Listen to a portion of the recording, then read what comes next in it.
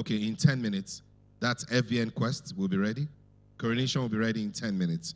Okay, so I'm told Coronation will be ready in 10 minutes. Again, I'm asking if FBN Quest is in the building. FBN Quest. Okay, we'll take a very short break. And in the short break, we'll take one of those documentaries to tell us what NDIS is all about and what's happened so far. Let's put up that documentary now, shall we?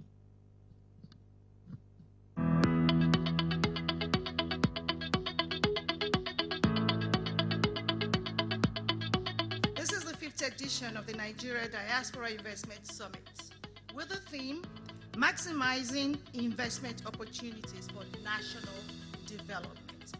According to the Vice President at the last year's summit, NDIS has grown to be recognized as a surest platform for attracting foreign direct investment.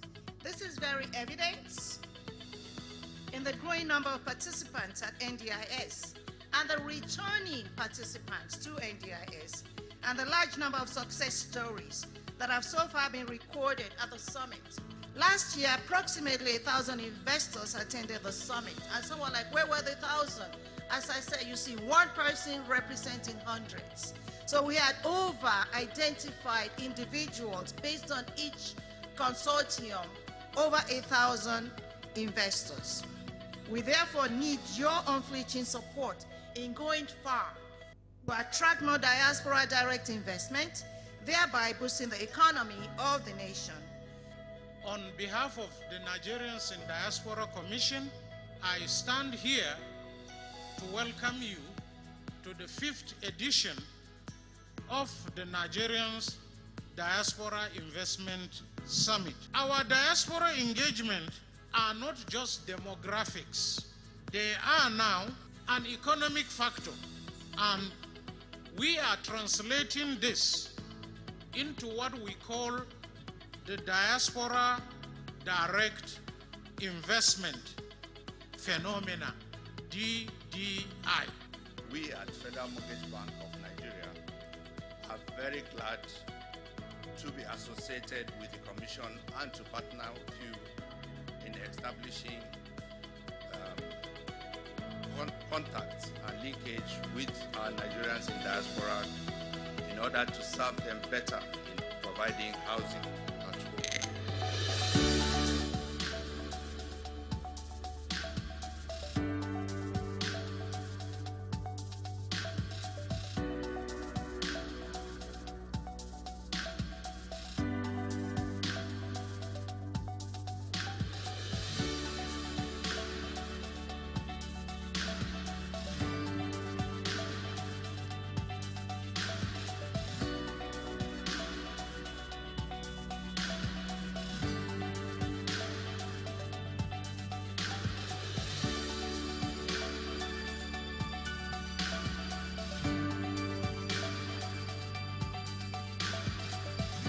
Bank is honored today to be part of the 5th Nigeria Diaspora Investment Summit. More importantly for us, we will be showcasing our proprietary product, Rapid Transfer, which we consider a gift to Nigerians in diaspora.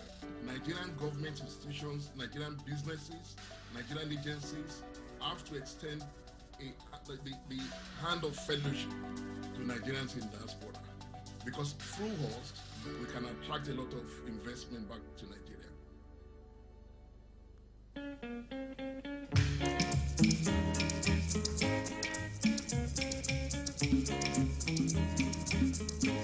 River State, created in 1967, lies on the coastal plain of the Niger Delta region of southern Nigeria and has remained one of the most economically viable states in the country. This status is underpinned by two basic factors: the abundance of natural resources and the conducive trade and investment environment. Nicknamed Treasure Base of the Nation, River State is on Nigeria's coastal line and has a number of seaports. Prior to the discovery of oil in River State, agriculture was the mainstay of its economy. since the discovery of oil in Oloibiri in the old River State in 1956. Exploration and exploitation of oil and gas has been the mainstay of the Nigerian economy, and River State has been the hub of commercial as well as oil and gas activities in the country. Oil exploration rapidly spread to the nooks and crannies of the state, with every local government area and ethnicity boasting of numerous oil wells and flow stations. The Shell Petroleum Development Company, the Nigerian Ajib Oil Company, Mobil Unlimited, Total, and other multinational oil companies have been the major actors in this venture. Palm oil and kernel were the first major export products of the state and have continued to remain viable. While palm oil production has been associated with majority of the ethnicities in the state, the old Ahoda region, consisting of Ahoda East, Ahoda West, Abua Odual, and Oba, Egbema, Ndoni local government areas have played hegemonic roles, churning out products in commercial quantity that serve the rest of the country and beyond. Historical facts will always reference the Oil Rivers Protectorate, covering River State and some neighboring states as internationally acclaimed oil palm producers. This potential has survived modernity and the prevalence of oil and gas in River State. Again, Rivers people are traditionally farmers and fishermen, while the rural dwellers are predominantly subsistence farmers, producing the food that keeps the family year after year. There are commercial farmers who are able to provide tertiary education for their children and build houses. Plantain, banana, and cassava are some of the major crops prominent in the state, especially among the Ngene people in the Ahoda West, the Abua Odual, and the Ekpeye people, all in the Orashi region. The Okrika and Andoni people are known for their fishing prowess. This is consequent upon their locations along major rivers and seas with abundance of fishing potentials. There are various fishing ports called Borikiri in these areas. Oyorokoto in Andoni provides a typical example of fishing industry and prowess in River State. River State is also very rich in tourism attractions, with its long expanses of beautiful coastal sandy beaches stretching from Opobo through numerous long and winding creeks, streams, and rivers, as well as forests with their associated wildlife, which are yet to be fully tapped. It is also open for enormous investment in 3 modes of transportation, which include road, rail, and inland waterways. Effective utilization of 2 major seaports and an international airport in the state remain a game changer for the state economy.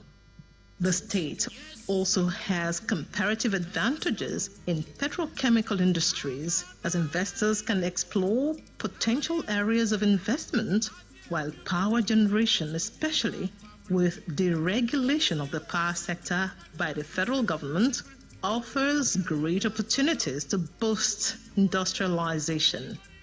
While the above potentials stand the state out among states, it is pertinent to mention that they can only be harnessed in an environment devoid of insecurity, and River State boasts of this. The success story of oil and gas activities in the state only gives credit to the conducive operational environment where all hands are on deck as the government, youth bodies, and traditional rulers commit huge resources to maintain the peace in their various domains. On his part, the governor of River State, His Excellency Sir Siminala Ifubara, in his inaugural speech, assured investors of his administration's commitment to consolidating on the existing business-friendly environment. There is no gainsaying that Rivers State is an investor's paradise. Thank you very much. Rivers State, one of our main sponsors. Please do give them another round of applause. Closely following Rivers State in sponsoring this program is a merchant bank that certainly deserves coronation and earned the name Coronation Merchant Bank. Yesterday, we heard an abridged speech from the Executive Director, Chief Operating Officer. Today, we have the opportunity to have the full speech. Please join me to welcome the Executive Director and Chief Operating Officer, Coronation Merchant Bank, Funke Feishiton Ladimeji. A round of applause, possibly a coronating one, will be appropriate. You're welcome, ma'am. Thank you very much, everybody. Good morning once again. It's a pleasure to be here on this stage again. I feel quite privileged, actually. So good morning, distinguished ladies and gentlemen in this room. And good morning to the distinguished audience or guests online, the diasporans, both here and online. So it's a pleasure to be here again this morning. There's something that, I felt was, quite important to show you. I call it a sneak preview, right? So I mentioned yesterday that there's this partnership with Nigerians in Diaspora Trust, right? And that is really focused on investment as well as financial services broadly. A platform has been put together for that. And that platform essentially showcases the range of services that can be enjoyed just by logging into that platform. And it doesn't matter where you are in the world to diasporans. This is a service that has been really curated just for the diasporans because we know what is important. Trust is important, credibility is important, speed of service, seamlessness of service. These are all very, very important to the diasporans. And so the platform that was put together was to do that. So what you get today is a sneak preview. So I'm going to call my colleague, Philip Nwanchukwu, up to say a few quick words about it, and then we'll wrap up. So it's not a full speech, it's just a very, very short presentation. So Philip, come over. Thank you, Funke. Good morning, everyone. It's a privilege to be here.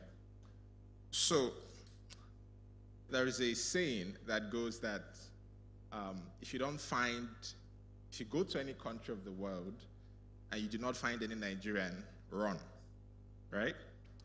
So what it means is that Nigerians are virtually in every nook and cranny of the globe. But today, for the average Nigerian to be able to invest back home, repatriate funds back home, contribute to the wealth of their home country, that process is still very much tedious as it is fragmented.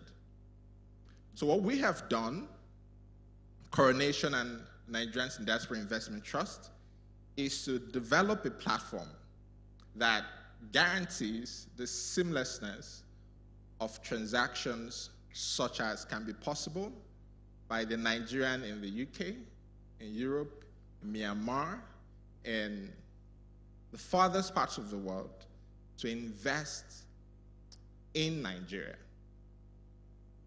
So if you are watching, if you're here, you're participating in this summit, you could get on to www.diaspora-invest.coronation.ng, sign up, and you'll now have access to the breadth of products and solutions that will allow you build wealth just from anywhere in the world. Thank you.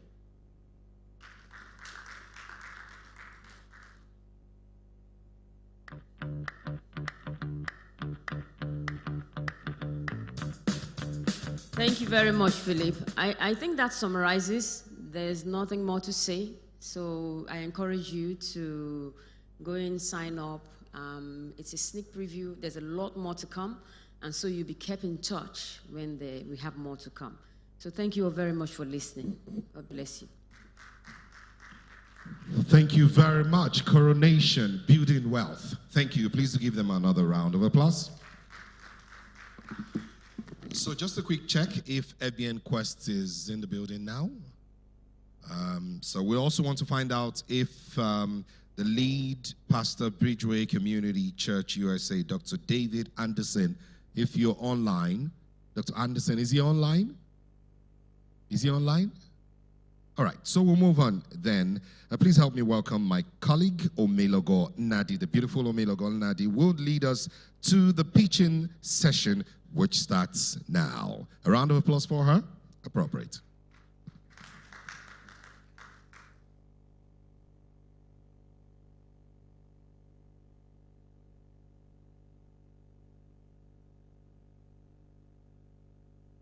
Thank you very much for inviting me at this moment unexpectedly. Thank you. Good morning once again, ladies and gentlemen. Just before I get started, I like that the hall is a bit more fuller. It's a bit fuller now, I beg your pardon. There is, if you're missing a deck for your airport, you have one ear of your airport, I have the other ear and the deck. You can meet me later. And if you're missing your glass case, is a sleek glass case. You have your glasses, I have your case. So you can talk to me later. Thank you very much. I hope we've had interesting times over the past 2 days. This is the third day, yes? Oh, yes? Thank you, thank you. I'm glad that we all have. And I hope that some of the pitchers here have collected money, because that's my interest, my own interest. Are people talking to you? If people are not talking to you, tell me now. Oh, let's have one more day. Oh, good. So people are talking to you. Fantastic. So let's go over to the next pitching session. For this pitch, this is a pitching session 5, and it's on real estate and infrastructure. The rapporteurs for this session are Chidi Gozie and Mary Eddie Orok. Oh, thank you. I like seeing your faces. Good, thank you. The moderator is Miss Madili Okumabwa. Is this Igbo? Fantastic. No. Bikobia. Wow. Madili. Let me try. May beauty be. That's perfectly correct. And I will be moderating the pitches for the real estate sector. My organization, the Community Planning and Design Initiative Africa, CPDI Africa, advocates for affordable housing and heritage preservation in the built environment. For today, our 2 pitchers are going to offer real estate opportunities that both address challenges in the sector while providing scalable financial returns to the investors. Without further ado, I will now call on our first pitcher. I believe both are online. Remember, you have 3 minutes to pitch and 2 minutes for the Q&A. The first pitcher is Nnamdi Uzochukwu of Wajiri Limited.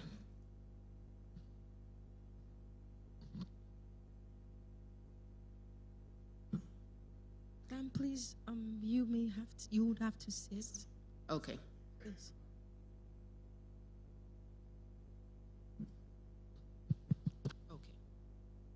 Right just before you get started, sir, Mr. Uzochukwu, kindly, for the pitching sessions, we have 5 minutes per pitcher. 3 minutes for the pitching, 2 minutes for questions and answers. Thank you.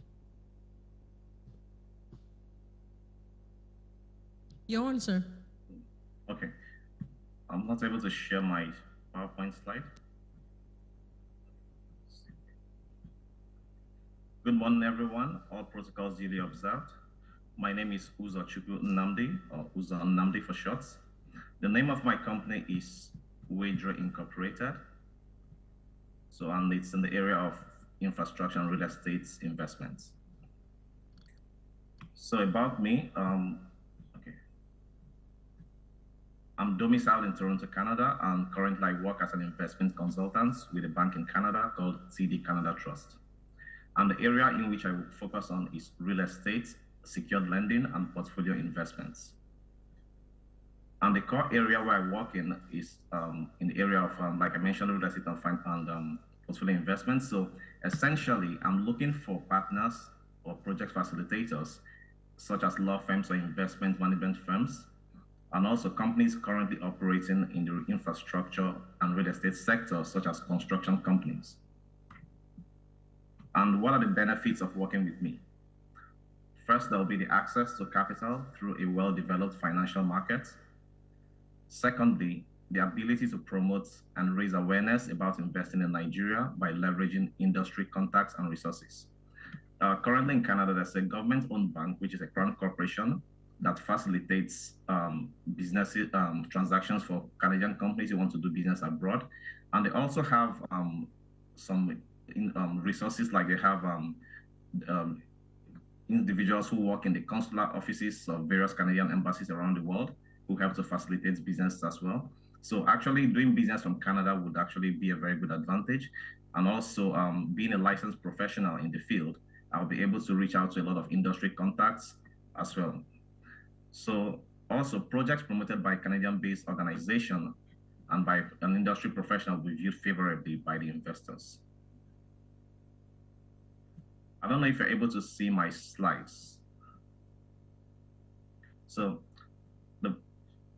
in conclusion, Mr. Uzochukwu, please, does the technical have your slides here? Do we have your slides on this side? Okay, please, let's have your slides put up here, okay?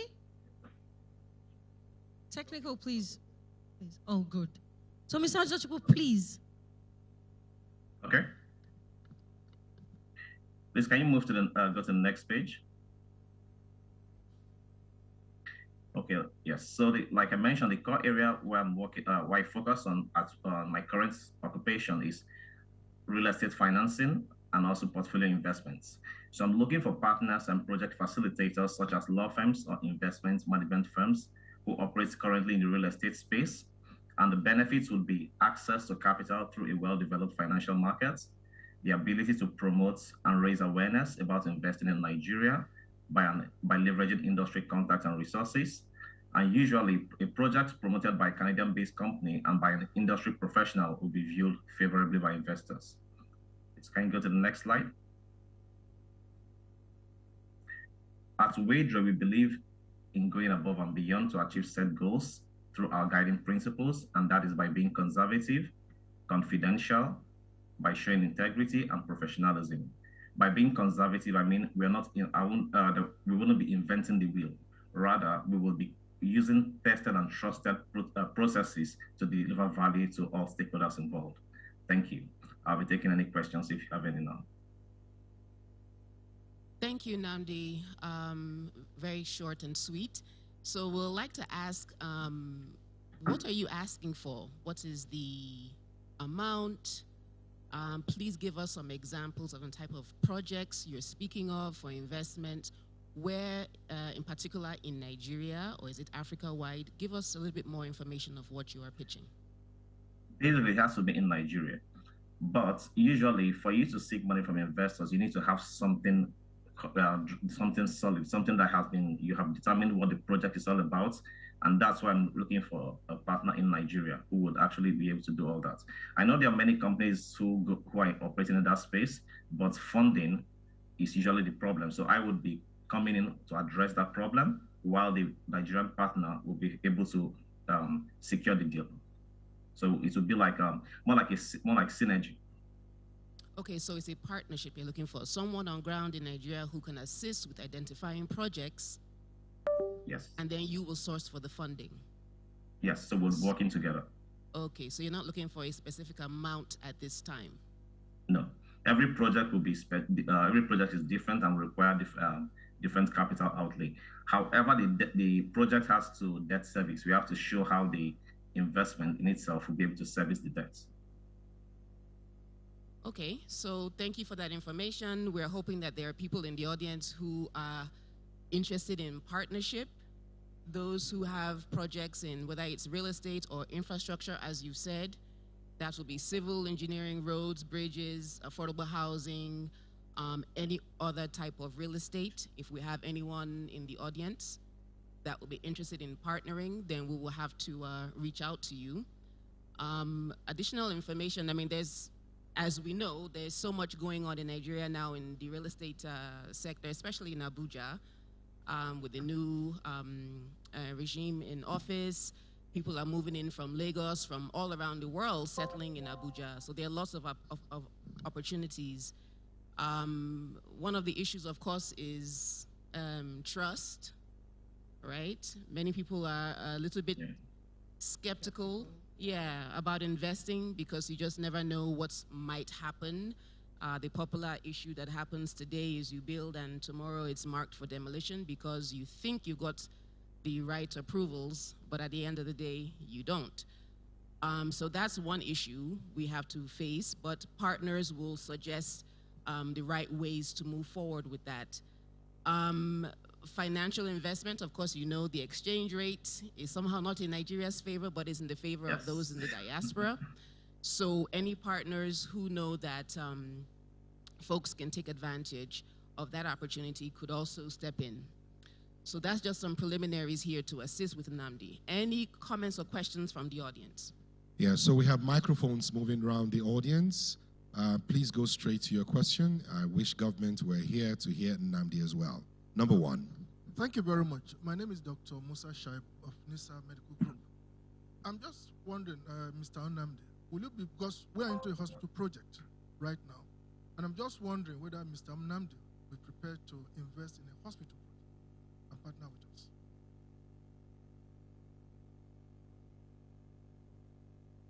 us. Nnamdi, did you hear the comment question? So you want to find out if like a hospital is would be viable. Yes, I would say I have my contact information in those slides. If you can just reach out to me and then we can discuss further on that. So but yes, that it's possible. Put up Nnamdi's contact detail again, please, tech guys. Number two. Good morning, everyone. My name is Ruth Williams. My question is, I just started a real estate Housegate Limited. Just a startup. So my question here to Mr. Nnamdi is, do you want for us to have a collaboration since your interest is to fund a project while I'm here to do other things for you? Thank you. Thank you very much. I would say you are the kind of person I'm actually looking for.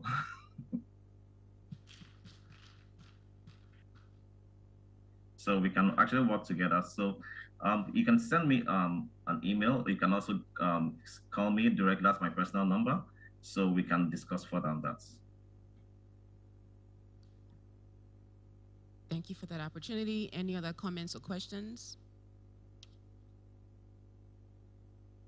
Anyone else for Nnamdi?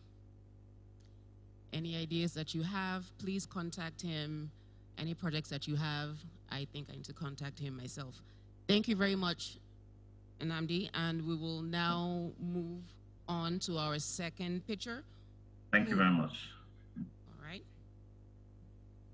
All right, Mr. Peter Osage Omoregbe of Zopela Nigeria Limited,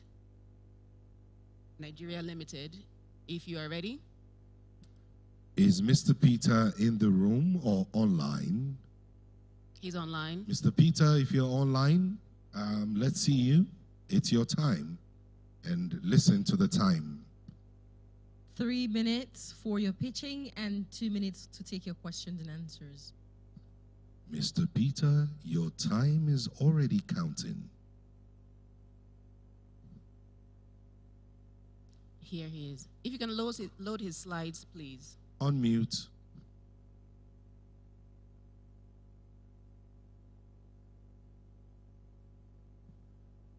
Peter, you're on mute.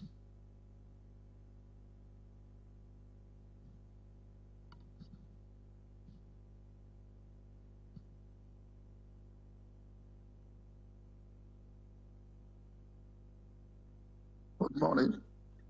Good morning. Yeah. My name is Peter Usagi Omoregbe, Zupela Nigeria Limited.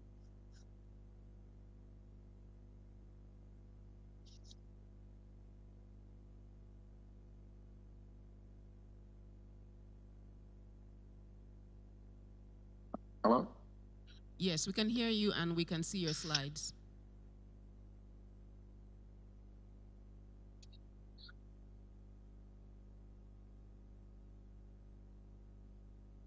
Can you hear me? Like the network is breaking. Okay, we can hear you and your slides are on the screen. Continue, Mr. Peter. Continue. We can see your slides already, so I believe we would hear you if you speak.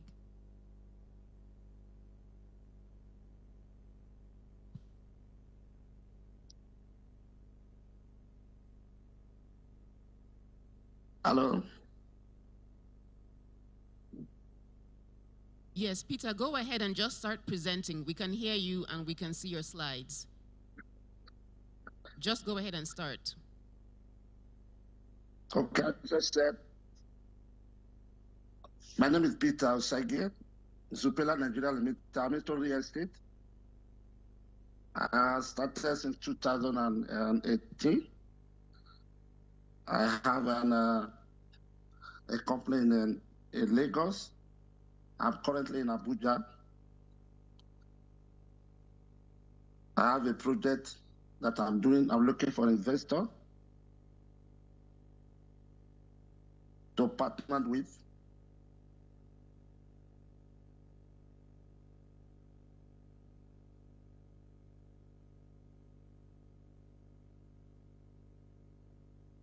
And a building that I start on my own that is running now almost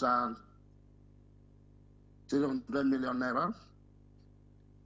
But I need an investor that I can partner with to finish it up. I build and sell.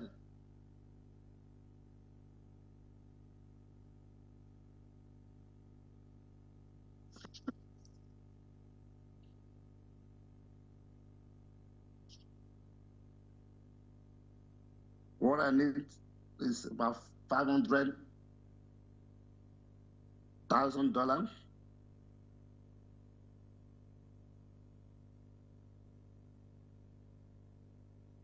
to complete the project.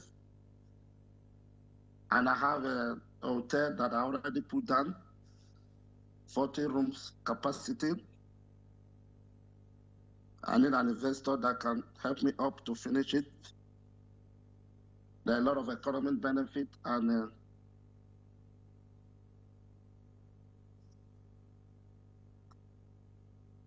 hello?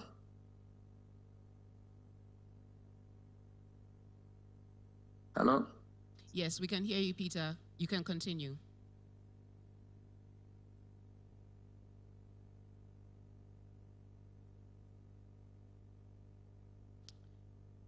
Okay, Peter, you've gone on mute. I believe what you are asking for is 300 million naira to complete a project that you have started in Nigeria. You said you are based in Lagos but are in Abuja. Is the project in Abuja? It appears it's a hotel and you need funds, you need a partner and you need funds. Yes, there we go. 12 units of 2-bedroom flats in Abuja. There we go. It has commenced. Yes, you're correct, yes. Okay, please continue. We can see the images. Please continue. Okay, yeah. This, I started it on my own. I have the company on myself. I have no partner. I need a partner that can help me finish it up. I build in Lagos and said I'm now partner. This is in Abuja, in Kubwa. I just need an investor that can partner with me to finish it up. And we agreed on the percentage.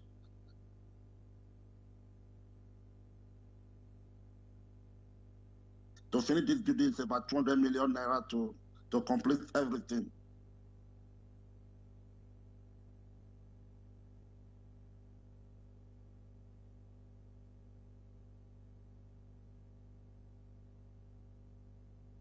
Okay, we are seeing your slides.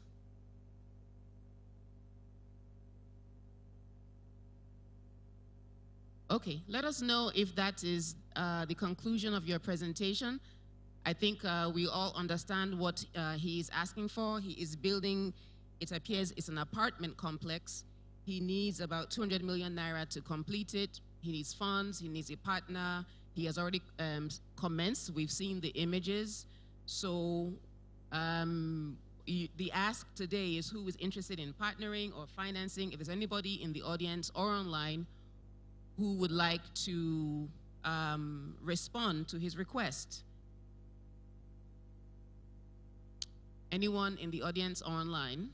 Questions or comments about his project? It is in Kubwa in Abuja here. Kubwa is a very well-populated district in Abuja, mixed communities, all stratosphere, everybody lives there, so it's a very safe environment, I would say. So if there's anybody who's interested in partnering with Peter Osage, please.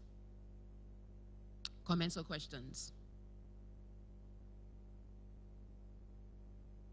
Okay, all right, so he has provided his details. We can provide that definitely to anyone who is interested. I think we will now conclude our real estate pitches. We have 2 for this year's NDIS. We want to thank everybody, all of our pitchers, and we're wishing you all most success. Thank you. Thank you very much for this. I love this session, very brief, straight to the point. 2 pitches. Moving on to the next. Thank you very much, ma'am. Madele. Thank you. This is healthcare. The rapporteurs for this pitching session are Emmanuel Oseyi and Kemi Ajowole. All right, thank you. Moderator for this pitching session is Dr. John. I will not try the middle name. Please look at your programs. I will not try it. Dr. John Ovoraye.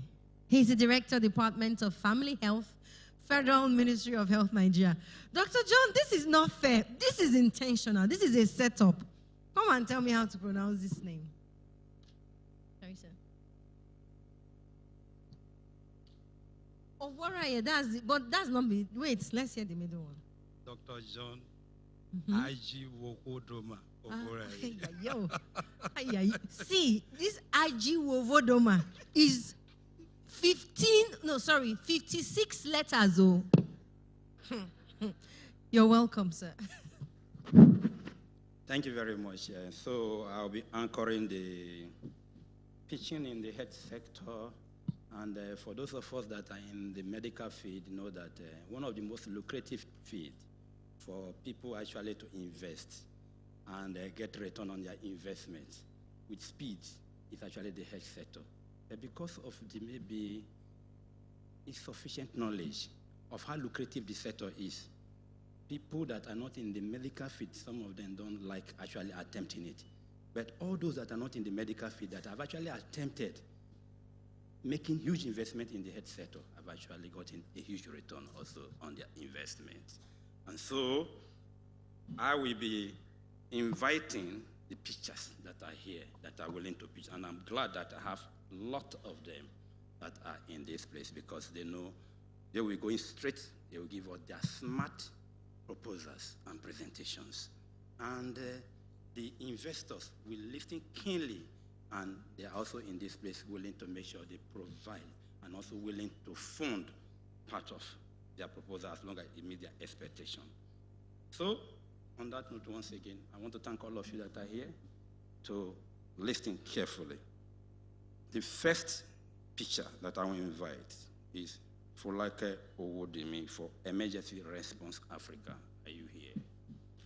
Thank you. Please, let's appreciate as you come over.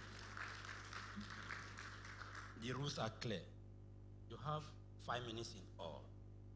3 minutes of your presentation of your beautiful proposal, and then 2 minutes to respond questions. Thank you. You may use this or use that. Please, speakers, endeavor to speak out so that the rapporteurs can hear you clearly. Thank you. Good morning, everybody. Thank you so much for allowing me to be here. My name is Folake Owodunni. I'm the co-founder and CEO of Emergency Response Africa. We are a private healthcare company, thank you, that saves lives by connecting those who are experiencing an emergency to the help they need as quickly as possible using technology. Today, I'm asking for $215,000 in convertible debt and grants. So we all know that in Nigeria, when there's an emergency, most people don't know what to do, they don't know who to call. Even those who have a number to call will often have to call multiple numbers to find one ambulance, and that one ambulance can take over an hour to arrive. Finally, when a patient actually gets to the hospital, there's a high chance that they'll be rejected or referred before getting any sort of treatment. It's no surprise that more than 1.2 million people die in this country every single year. These are deaths that could be prevented by just having timely emergency response. And for me, it is an experience with my child calling 911 in Canada that made it very clear that we actually need a system that we can count on as Nigerians. And that's why we started Emergency Response Africa. So Emergency Response Africa is a health technology company, private health technology company that connects those who are having an emergency to the largest network of first responders, ambulances, and hospitals using technology. A user can call us on a toll-free line 24/7, or they can submit a request using a mobile app. We dispatch the closest available first responder who can arrive on a motorcycle and provide first aid. And if that patient now needs to be transported to a hospital, an ambulance can pick them and take them to the right hospital. Of course, technology is a very central part of making this whole system work, and our system ensures smart dispatching, seamless communication, and data transfer from end to end. Data analytics and artificial intelligence that we implement in the future will actually help governments to start to anticipate emergencies and prepare policies and programs to address them. As a private company, we make money by charging a fee for service, and we also charge an annual fee to corporate organizations, insurance companies, and groups. Now, we know that to truly scale this and reach the most vulnerable, it's important that we partner with the government. And that's why we've started entering into public-private partnerships with state governments, starting with the Edo State government, whom we signed an MOU with about 2 months ago, and we're implementing an innovative community-based first responder project with them. We're very much looking forward to the impact that this project will have, and also to scaling it to other states eventually. So Emergency Response Africa over the last 2 years has been able to generate about $250,000 in revenue, of course driven by both the public and the private sector partnerships. And we really believe that the opportunity in emergency response is one that is simply untapped in this environment. So myself, I'm a public health practitioner. My co-founder has a background in software engineering and product management, and we have a strong and robust management team and board of advisors that's both Nigerian and Canadian, supporting us to achieve this vision. So I'm sure by now you're asking, how can you participate? There are 3 simple ways, although I'll emphasize the first one. As a private company, we are currently raising $200,000 as convertible debt. The terms are, the terms are stated on the slide, and more information can be provided to those that are interested. We have a QR code that you can scan and give us your information, and we'll be in touch. But there are 2 other ways for those that might be interested. Number 1 is you can actually help to put an ambulance or a motorcycle medic in an area that needs it most with about $30,000. It takes a few weeks to operationalize, and it's something that can run profitably as a unit in about 6 months. And then finally, we support certain initiatives like training the next generation in first aid skills and knowledge, and that's where with a simple contribution of $1,000, you can actually support those training initiatives. So I'll say, what are you waiting for? Please be sure to scan the QR code, provide your information, and I look forward to having further conversations with you and you joining us on this journey. Thank you very much.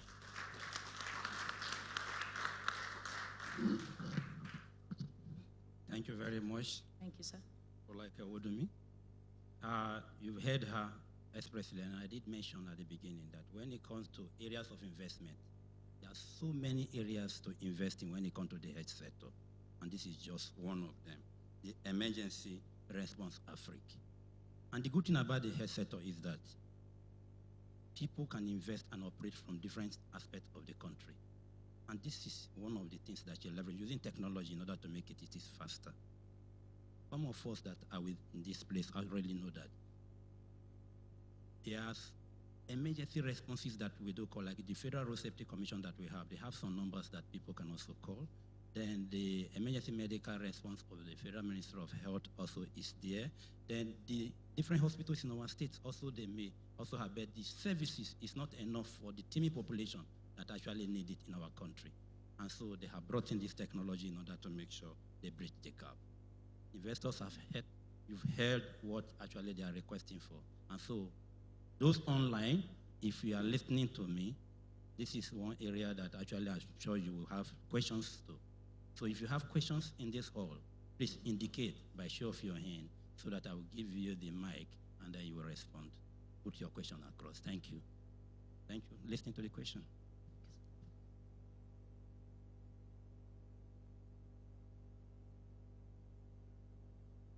Hi, Falake. Good morning. My name is Phillips from Coronation.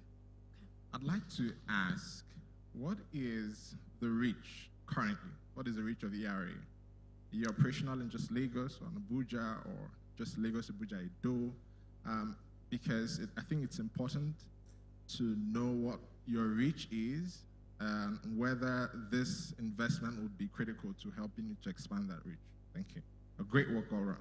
Thank you so much. Yeah, that's a great question. So today we are operational in 5 cities. So Lagos, Abuja, Port Harcourt, in Delta, Ibadan, and then, like I said, starting off that project in Benin City. Of course, all these states I've mentioned has been on the private sector side. Benin City is the only one that is on the public sector side. What we do is that when we go into a new location, we identify and assess a host of different partners, and once we determine that they meet our requirements of quality and the ability to respond, then we onboard them. So we don't consider a city active until we feel that we have enough partners to be able to provide a sufficient level of service within that location. So beyond those 5, we actually have partners in different parts of the country, but those are the core ones that we have for today. Thank you. Thank you. Any other question in the hall? Thank you. Please, we have a hand here.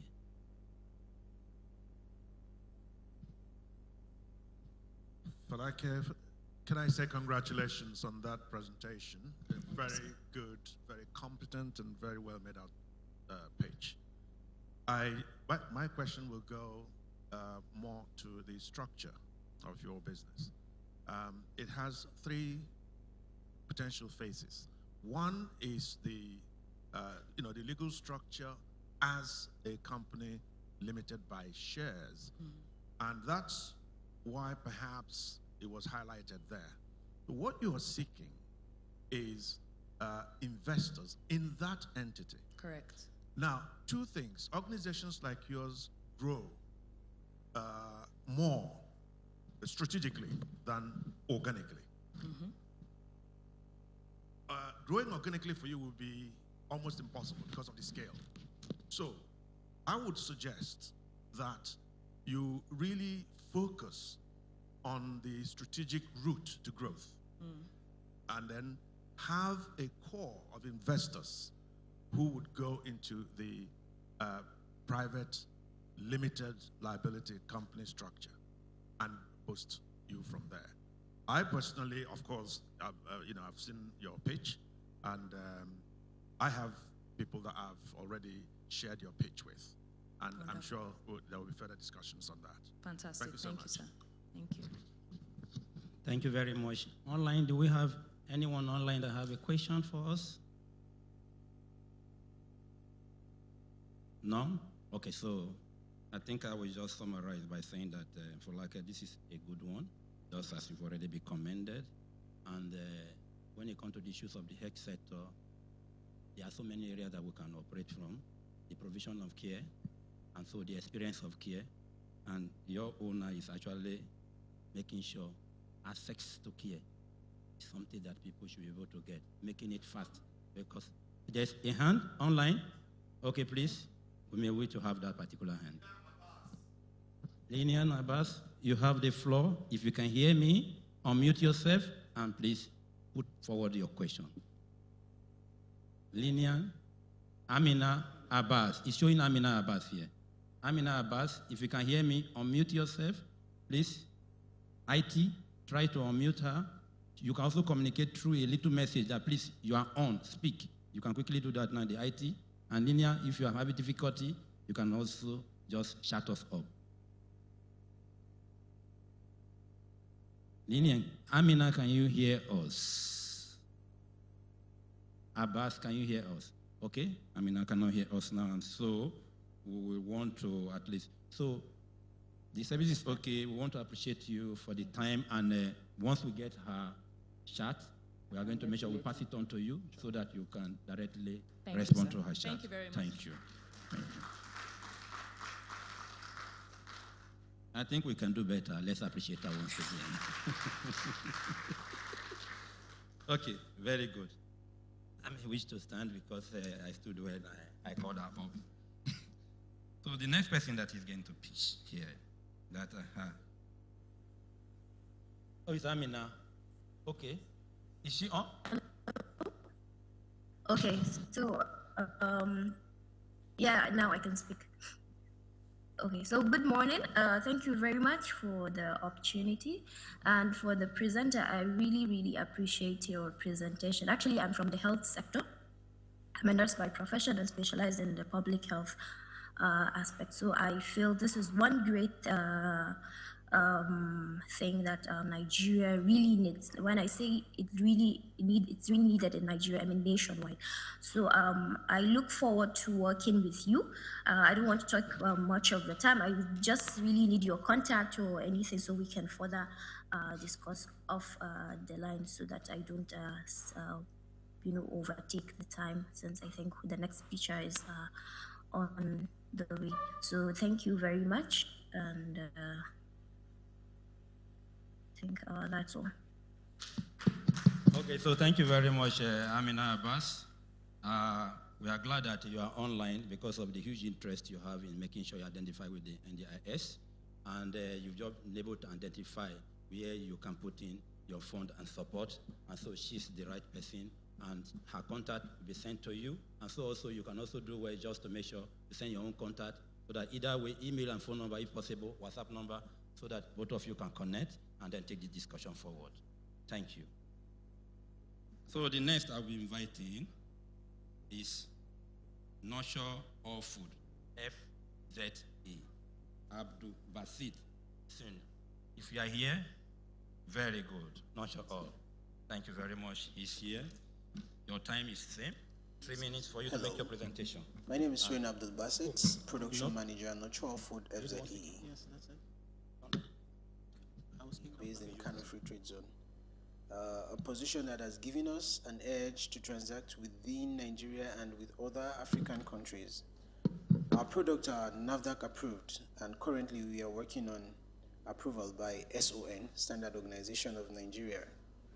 We have, over the years, nurtured our products to the best there is, and our product has been used by various organizations, including Refugee Commission, orphanage homes, and NGOs like Mission 21. With our most recent peanut paste, Nurture All Plum Peanuts, filled with the essential daily nutrients required by every individual, with potentials to put an end to acute malnutrition in Africa. We are asking for the sum of $250,000 US from investors within the community of Nigerians in diaspora to partner with us either for equity or investment via a loan program. This will help in the purchase of production line to scale up our productivity, as we are presently producing manually and unable to meet up the market's demand. We are also willing to work with government parastatals with programs for school feeding, inmate feeding in correctional centers, or combat programs against malnutrition in Nigeria and Africa at large. Given the potentials of our products, it is a must-have for a daily living. Hence, the potential market has no bounds as far as Africa is concerned. Our product is currently at the exhibition ground for purchases and quality confirmation. I will also take questions as regard investment opportunities or the product on itself. Thank you very much.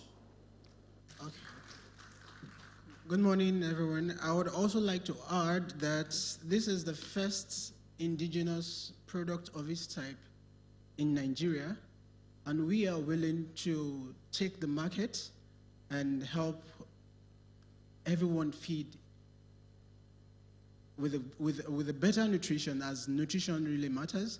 And we are also willing to partner with anyone within the community of Nigerians in diaspora who is willing to help Africa at large, not just Nigeria. Thank you very much.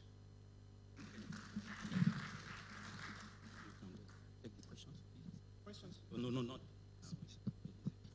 I will take questions now, please. Okay, so thank you very much. We're listening to them. And I did mention before that okay, there is a question. No, hold on first. Let me just address them. The health sector actually have so many areas that we can invest in. Now, when they say health, some people just feel that it's limited to medicine, drugs. But you can see that they are here under the platform of the health sector, and they are here to make their presentation. I have a question. Many people don't know, but one of the challenges of persons with neurodevelopmental disorders is gut syndrome, leaky gut syndrome. And I know what they need is the kind of diets that can help. Whatever goes in the guts affects the brain. So I want to know how effective these products are regarding, are they organic? What are the components, and how are they good for the body? Okay. Thank you. The product is made with peanut paste, sourced locally within Nigeria, and it contains premix, which is the daily requirement for every individual, and which I know is very, very beneficial for people of that category. Any other hand in the hall? Please bring the mic this way. Front here, there is a hand here. Thank you, front row. Hi, I'm Dr. Ibrahim Salah. Okay. Mine is not a question, but just to testify that I tasted their product yesterday at the stand. Then this morning, because I'm a lover of peanut, I used it on my bread, and it was very tasteful. Thank you very much, sir. Thank you very much, sir. Yeah, the only suggestion I would like to give to them is that I like to squeeze the last piece drop out of it. But being in a little bag like that, it's going to be, I think about 10% of it will still remain. We'll work on that as we... Okay. So put it in, maybe in a jar will be better. Yeah, thank you. Sure, we'll work on that, sir. Thank you very much, sir. Thank you for that testimony. Do we have someone online? I'm hearing a voice. Okay. We have another hand here, please. The mic for him, please. I am so pleased to see the progress that you have made over the past, I think, couple of years or so since we got in touch, even when you went to set up in Kano. It's amazing. You've arrived. Thank you very much. You have arrived. I can testify. Thank you very much, sir. 2 quick points. One is I have a little concern. As you all know, I have investors who are asking me to evaluate pitches for them. I make that disclosure. Okay. One concern is your market. You mentioned Nigeria, and then you added, and anywhere else in Africa. It's a concern. Yes. My suggestion to you is focus on Nigeria. Okay. It's the biggest market. It's a trap a lot of people fall into when they're starting out. You think growing big is by word of mouth. It's not. Focus on an area, be successful, and be known. Penetrate that area, seize that market. You will not need to tell anybody to take you to Africa. All right, They'll sir. go wide. Noted, right? yes, So sir. that's one. Then the other one is peanuts. I've got children who, a lot of people are allergic to nuts generally. Okay. I like to see very serious health cautions and warnings in your packaging, in your messaging, and in everything. The danger is that you become extremely vulnerable if you have just one incident, it will ruin your brand. Thank you. Thank you very much, sir. Okay. Another hand here. Please, you may hand over the mic.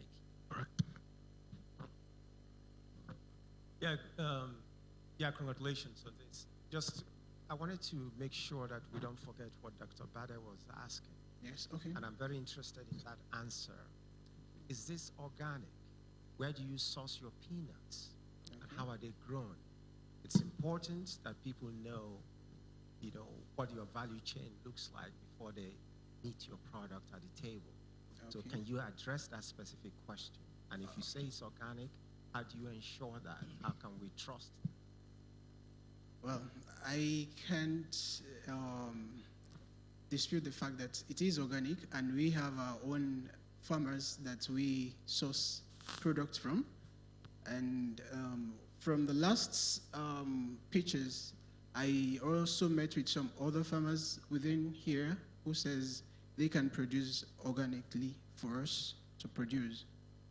So we are not just basing on the farmers we have, we are still looking out for other farmers who are planting organically so that our products will not change either in tastes or in the health benefits. Okay, thank you very much. So the other aspect, I will just give you some few suggestions. Yes. I did mention to you that I work with the Federal Ministry of Health, and there's the Nutrition Division in the Federal Ministry of Health. It will be at least upgraded to the Department of Nutrition in the Federal Ministry of Health. And I also know that actually severe acute malnutrition, Sam, is something that has been very, very terrifying and affecting our youth everywhere. Across Southwest, everywhere, mostly in the East, because of the devastation over there. Right now, we are using the ready-to-use therapeutic food already, already purchased by the federal government of Nigeria, being supported by UNICEF. Yes, I'm aware. You are aware of it. Yes. So I want you to tap into that. So all you need to do, at the end of this, get in touch with me. I give you the phone number and contact of the director in charge of the Nutrition Division, and then both of you will know. Thank you very much, sir. Thank you very much, sir. Very good. Oh, you want to observation? Okay, because I've been told that I should transfer. No, just a quick one. Okay. We have Coronation Bank here, and I wonder if Coronation Bank actually does involve sort of taking on the small businesses, SMEs as it's called here. And I don't know, Coronation Bank, do you engage with them? Okay, so that you can approach them for the support you are talking about. Coronation, respond quickly. Okay. Okay, no, she's online. Okay, any member of the Coronation? Okay, maybe they will take that one at the side meeting. So please, I will advise you. Coronation Bank, please. There was a question if you take on small businesses. She's on the call. She's on the call. Okay, she's ended. So I just wanted to. Okay, so I'm going to invite. Thank you very much for this section. Please, let's appreciate him warmly. Let's appreciate him. So the next person that I'll be inviting is Majestic Care Providers. Majestic Care Providers. To anchor that for us is Ngozi Okafor. Okay, good. Please. 3 minutes and 2 minutes for responses. Fast. Thank you.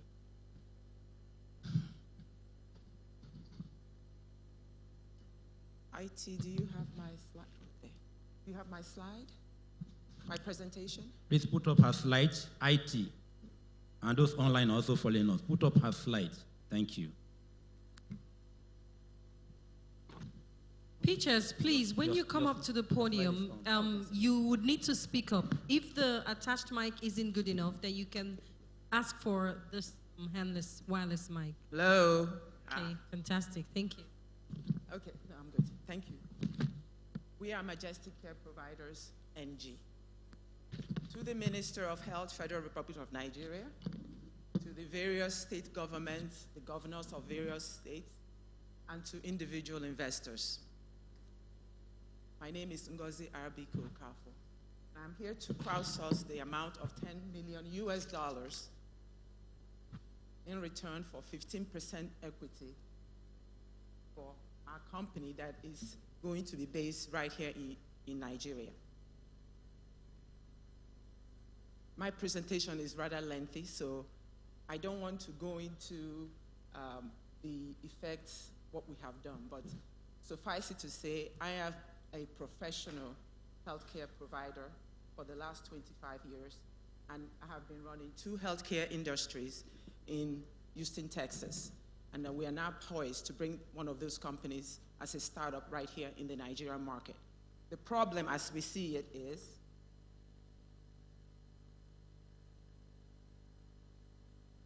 can you help us change this slide, please? Next slide, please. Next slide, IT. Change it for her.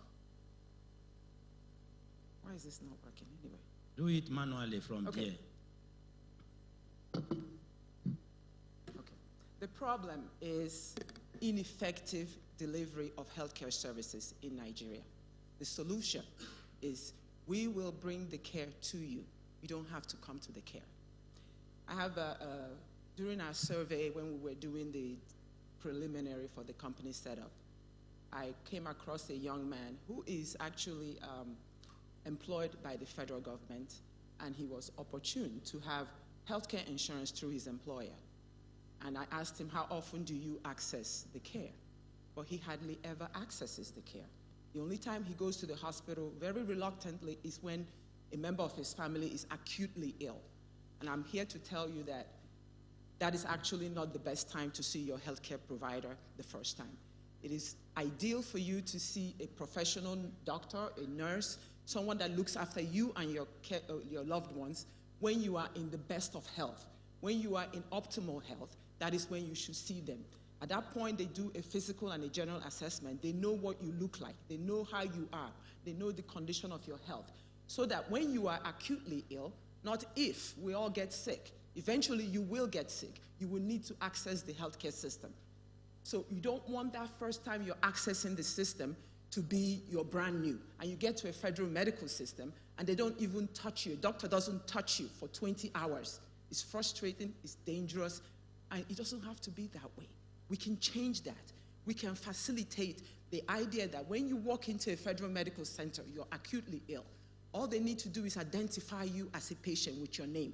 And on the computer, they will know who you are, where you live, what your weight is, what your blood pressure is, the last time the doctor saw you, and they will know the deviation, and they will know how to treat you promptly and quickly.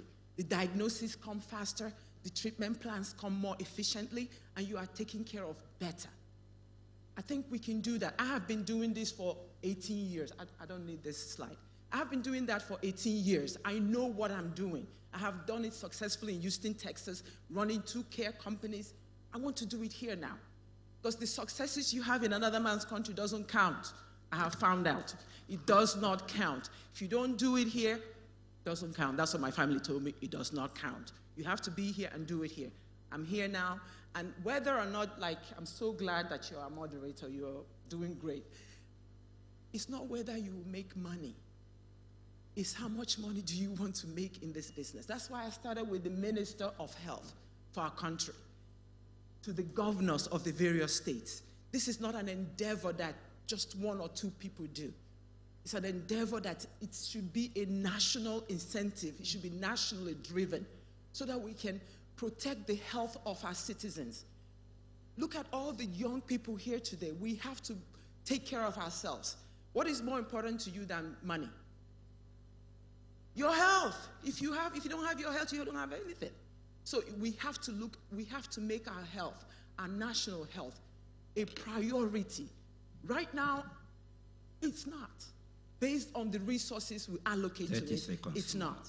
So I don't want to go over my time. That's why I didn't go. My PowerPoint was 7 minutes, so that was never going to work. So that's why I want to tell you what I've been doing for 20 years. I have done it. I know how to do it. I will do it, and I will do it with you, and I will do it right here in Nigeria, where it will actually count. Let us take care of ourselves. Time overdue. I will entertain your questions. Ngozi Okafor, thank you very much for your brief and smart presentation. We've heard her, so she's been able to at least let us know about having your own family physician or a general practitioner. You don't need to be sick. The wellness clinic, which we promote now, the periodic medical examination, which is being encouraged, not when you are sick, they will rush you down, and then the patient-centered care that they will be providing to make things very easy for you. I will open the floor now. This time around, I'm going to start with those online. Please, IT, help me check if there's any hand online. After online, I will come to those that are in the room physically here. IT, please. No online? Okay, please, your hands, please. For those who have comments and then clarification. Yes, a hand up here, please. Can someone help me give him the mic? Who is helping me? Okay, let me do that. Okay, Sir, please. Thank you. Good morning, everyone. Thank you. My name is Oluwa Shagun. My question to you is, I just wanted to know, do you have any technology that is backing what you're trying to do at the moment? And if you don't, I hope I'll be able to solve that problem for you in a minute. Thank you. Right now, we haven't signed up with any particular, the web design that our company currently uses is actually owned by a Nigerian. It's a beautiful design. So we've talked to him about transitioning it for the care that we need to do here, but we haven't finalized anything. So I look forward to talking to you. There's always opportunities to collaborate. Thank you very much. Thank you. Any other hand? This is a very smart session of health investment that people should look into, the e-health. So that when you get to the hospital, that's not when they're taking your history all over again. They just press the button and then your record will pop up and they will just attend to you. Because And we sometimes bring the care to you. Remember that. We bring Please. the care to you. Please, please. Okay, very good. Online, any other hand now? Okay, so in the absence of anything, I will say Ngozoka for thank you very much. you so much.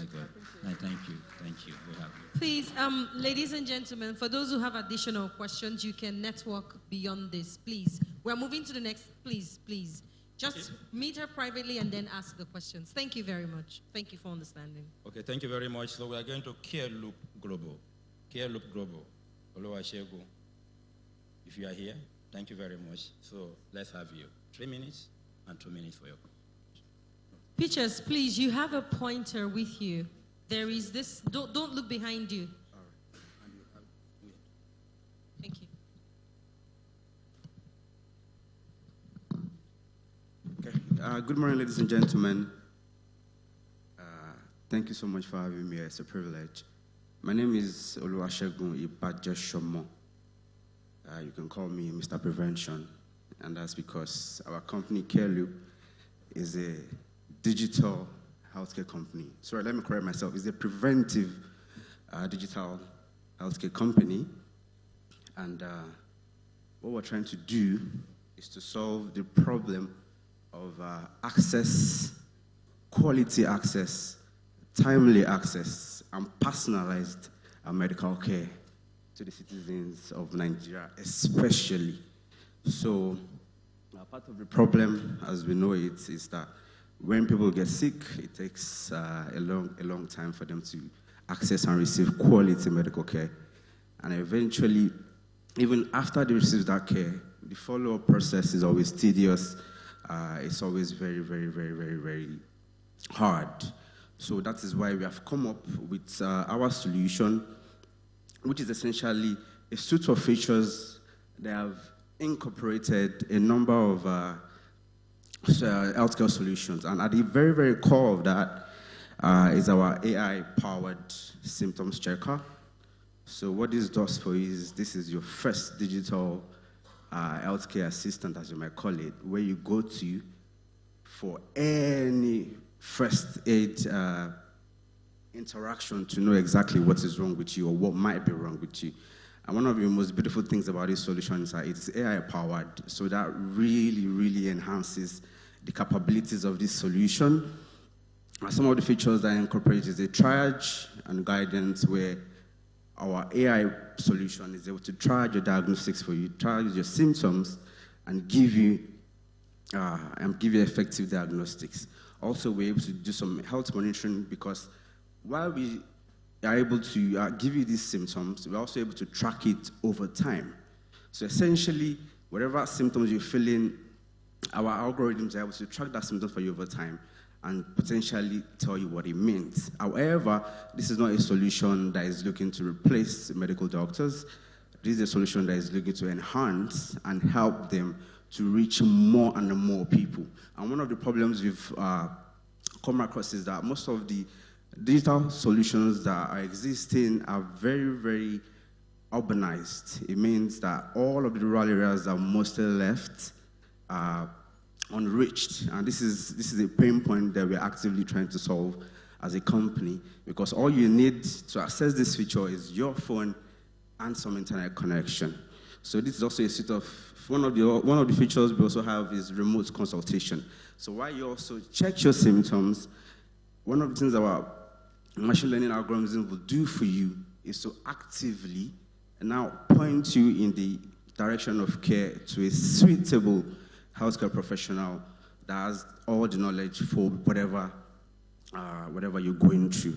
Also, some of our unique value additions are personalized care guidance. So while this is very much health related, it has to be also very personalized.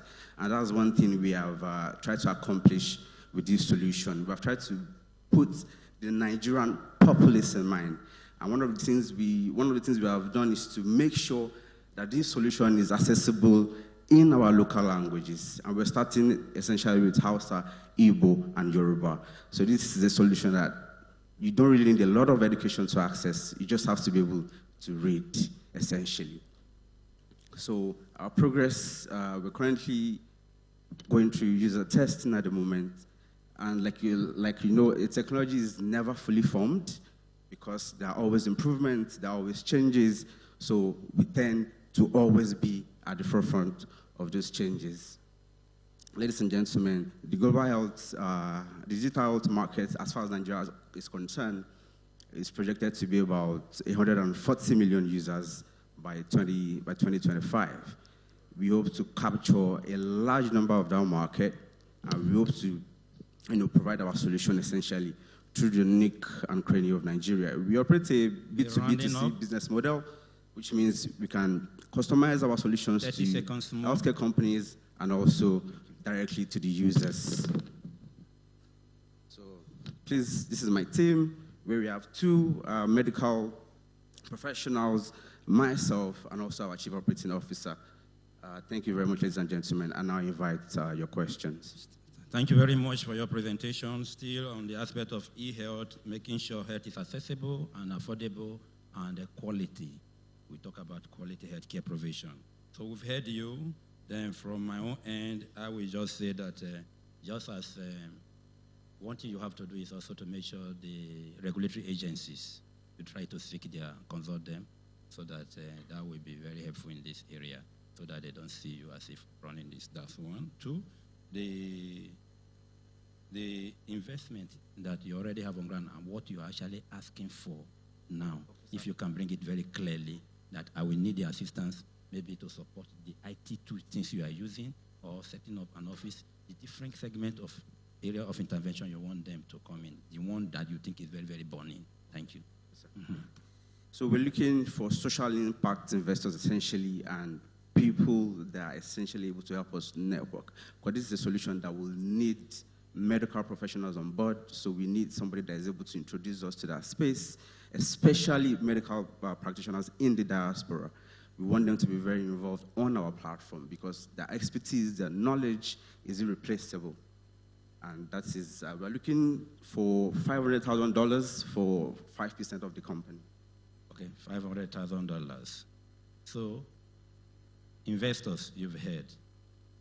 For clarity, please, let's give the mic to my brother here at the front. Questions, comments, suggestions, advice. Thank you. Unfortunately, I came in the middle of your presentation, but I understand you are presenting on health. Yes, sir. And you are looking for $500,000. Please do me a favor. I don't know if you are here when I made a presentation on the very first day. No, sir. If you are talking to me as an investor, I need to see your eye. Okay? Yes, sir. So it's very important. There's nothing for you to hide behind the glass when you ask me for $500,000. If you have a medical impair, it's understandable. You can use something transparent like this. Okay. Please, let's do things that will attract them, not something that will suspicious to the investor. Okay. Thank you. Thank you. Okay. Thank you very much. That's just a word of advice, making sure you are, at least investors will trust you just by merely seeing you based on his presentation, that some of them will just like you and pump in the funding. Okay. Thank you Good very question. much. Any other hand online? There's a hand online. Sorry, Amina, I is have a that an question. old hand? That's Excuse Amina me. Abbas again. Is it an old hand? Please, IT confirm. You have the floor, my brother. Okay. Thank you. Good presentation. A couple of questions, quick response questions. Do you have a product already? Yes, we do. Okay, so the second one, when you talk about AI, a lot of people throw the word AI around. Are you speaking specifically to what? Generative AI, large language models, or just algorithms? Let's be clear. What are you speaking specifically to? Okay, so this is a medical application. So we have essentially steered away from generative AI. What we have done is to essentially build machine learning models that are exclusively trained on medical data and established medical research. So LLMs, great stuff. Yes. Third question. I failed to hear what your core USP is. What is the most important value proposition for this platform? All right. The most important value proposition for this platform is to essentially connect everyday Nigerians to access to quality medical care without leaving the comfort of their home. This will also decongest. It's not telemedicine. It's a suite of features. The first thing you want to do is essentially to know what is wrong with you, which is where our AI-powered symptoms checker comes in. That way, our recommendations will tell you if you actually need to speak to a doctor or if you just need a home remedy. Our AI algorithm will be able to clarify your severity for you in the way that you know, should I seek emergency medical care, or I could just rest or drink some water. Okay, pretty clear. So you don't have any traction yet on the platform? You've not onboarded any hospitals, any healthcare professionals? Not right now. No users at all? Not right now. All right, thank you. Okay, so thank you. Okay, another hand. Actually, I'm running out of time. 7 pictures already on the health, and in 5 minutes, I've already exceeded 30. I have just about 5 minutes, so I just want to, so that I don't encroach too much. Make it brief. Yeah, thank you. sir. I'm going to be very brief. I'm not a medical doctor. Like, if I'm a patient, normally for the doctor to determine what is wrong with you, they do some tests. Urine test, blood test, saliva swab. Does this technology allows a patient to do some tests and something to tell you what is wrong with you? Okay, so this is why I solicited for a lot of partners, and our solution does not especially, like I said, replace a doctor. So what we'll do for you is, in a scenario, in a similar scenario that you mentioned, well, what we'll do for you is to prompt you to speak to a medical doctor. A doctor will now be able to give you all these instructions, and also, we're now able to facilitate partners on our platform. They're able to carry out our test in person, or you have to go to the facilities. So once these results are ready, we're able to bring them back to the platform and give you a comprehensive check, essentially. Thank you very much, Care Loop. Thank you. So we appreciate you. I think online, that hand, same hand, is Amina Abbas. It's an old hand, I think. Is it new?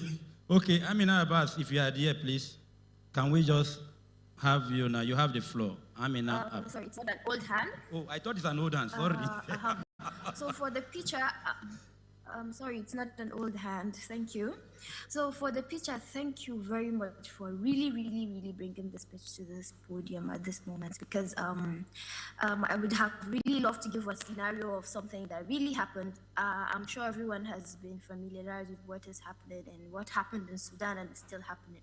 And fortunate enough, it was after they had the outbreak of the war that they started thinking of this kind of telemedicine and AIs and so on. But fortunate enough, I happened to be part of those who wanted to volunteer because I actually studied there. So we tried to look healthcare workers around the world from the US and all to see how we can save people so that they can have get to be treated online. Not really necessarily those particular interventions, especially people with chronic diseases that need just healthcare advices and so on and so forth. But unfortunately, we couldn't do anything because we did that period to that outbreak. We don't pray for that for Nigeria at all, but we know we have places like Maiduguri and so on and so forth that, there are so many places you cannot access and then give them appropriate health care to help them. So I think this is a very wonderful thing. And fortunate enough, I'm also, in the IT as well, because I'm learning the AI. So I think try we to take this round up. here, so I don't take time. Make it brief. Thank you very much. So Amina is just commenting you, and then I think you can connect with her. Her details will be made I think that's all. available We'll talk beyond the... so that you can talk offline.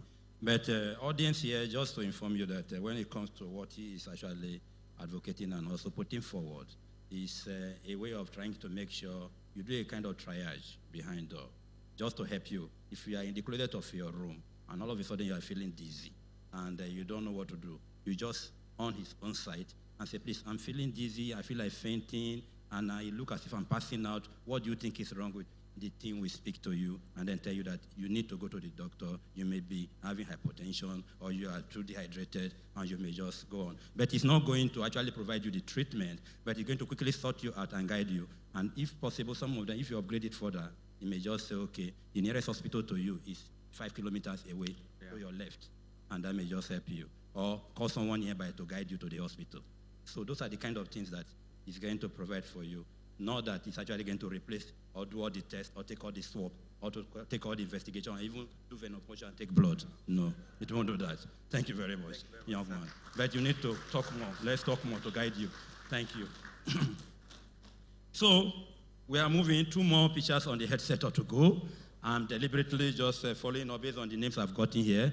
So the next person I'm going to be inviting is not originally on the agenda, but they've been able to clarify that they are part of this. And so the last, and it's also going to be about the best. So we talk about health aid. Health aid. Busayo Olegbag. Thank you very much. So you have the floor. Stick to time. Thank you. 3 minutes, 2 minutes. Good morning, everyone. It's a pleasure to be here.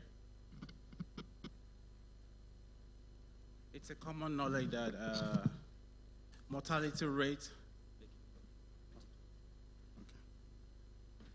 It's a common knowledge that mortality rate in Nigeria remains very high, and most of the cause of death is preventable and treatable.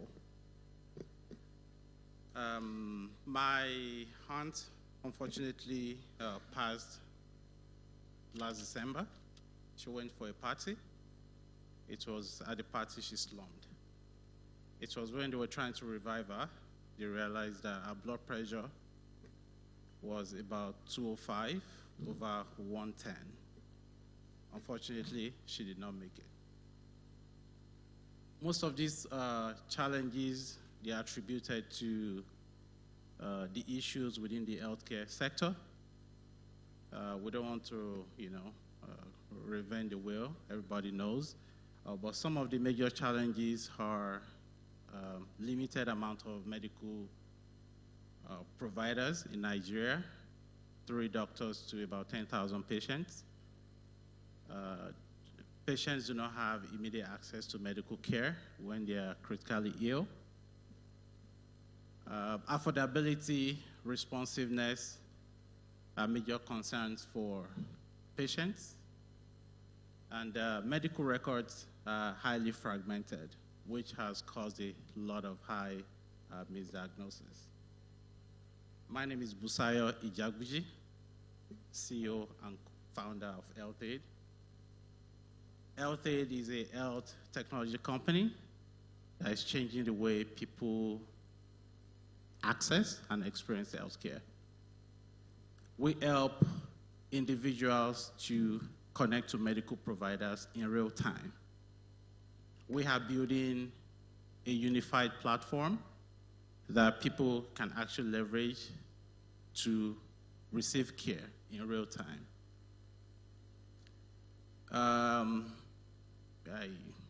My slide is, I'm trying to quickly run through those slides, sorry.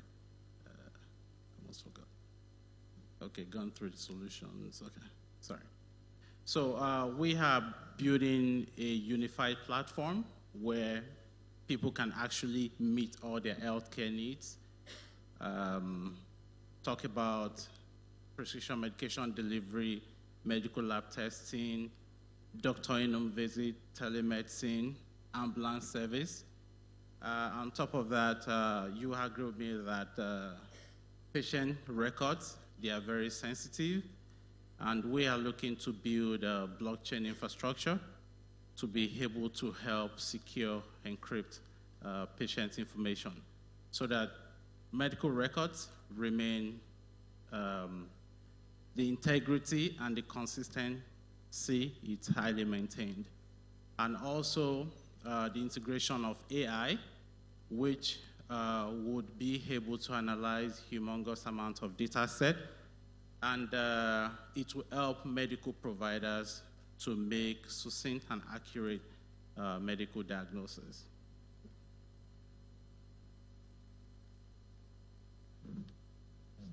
So this is just a high-level synopsis of the unified medical services we're providing.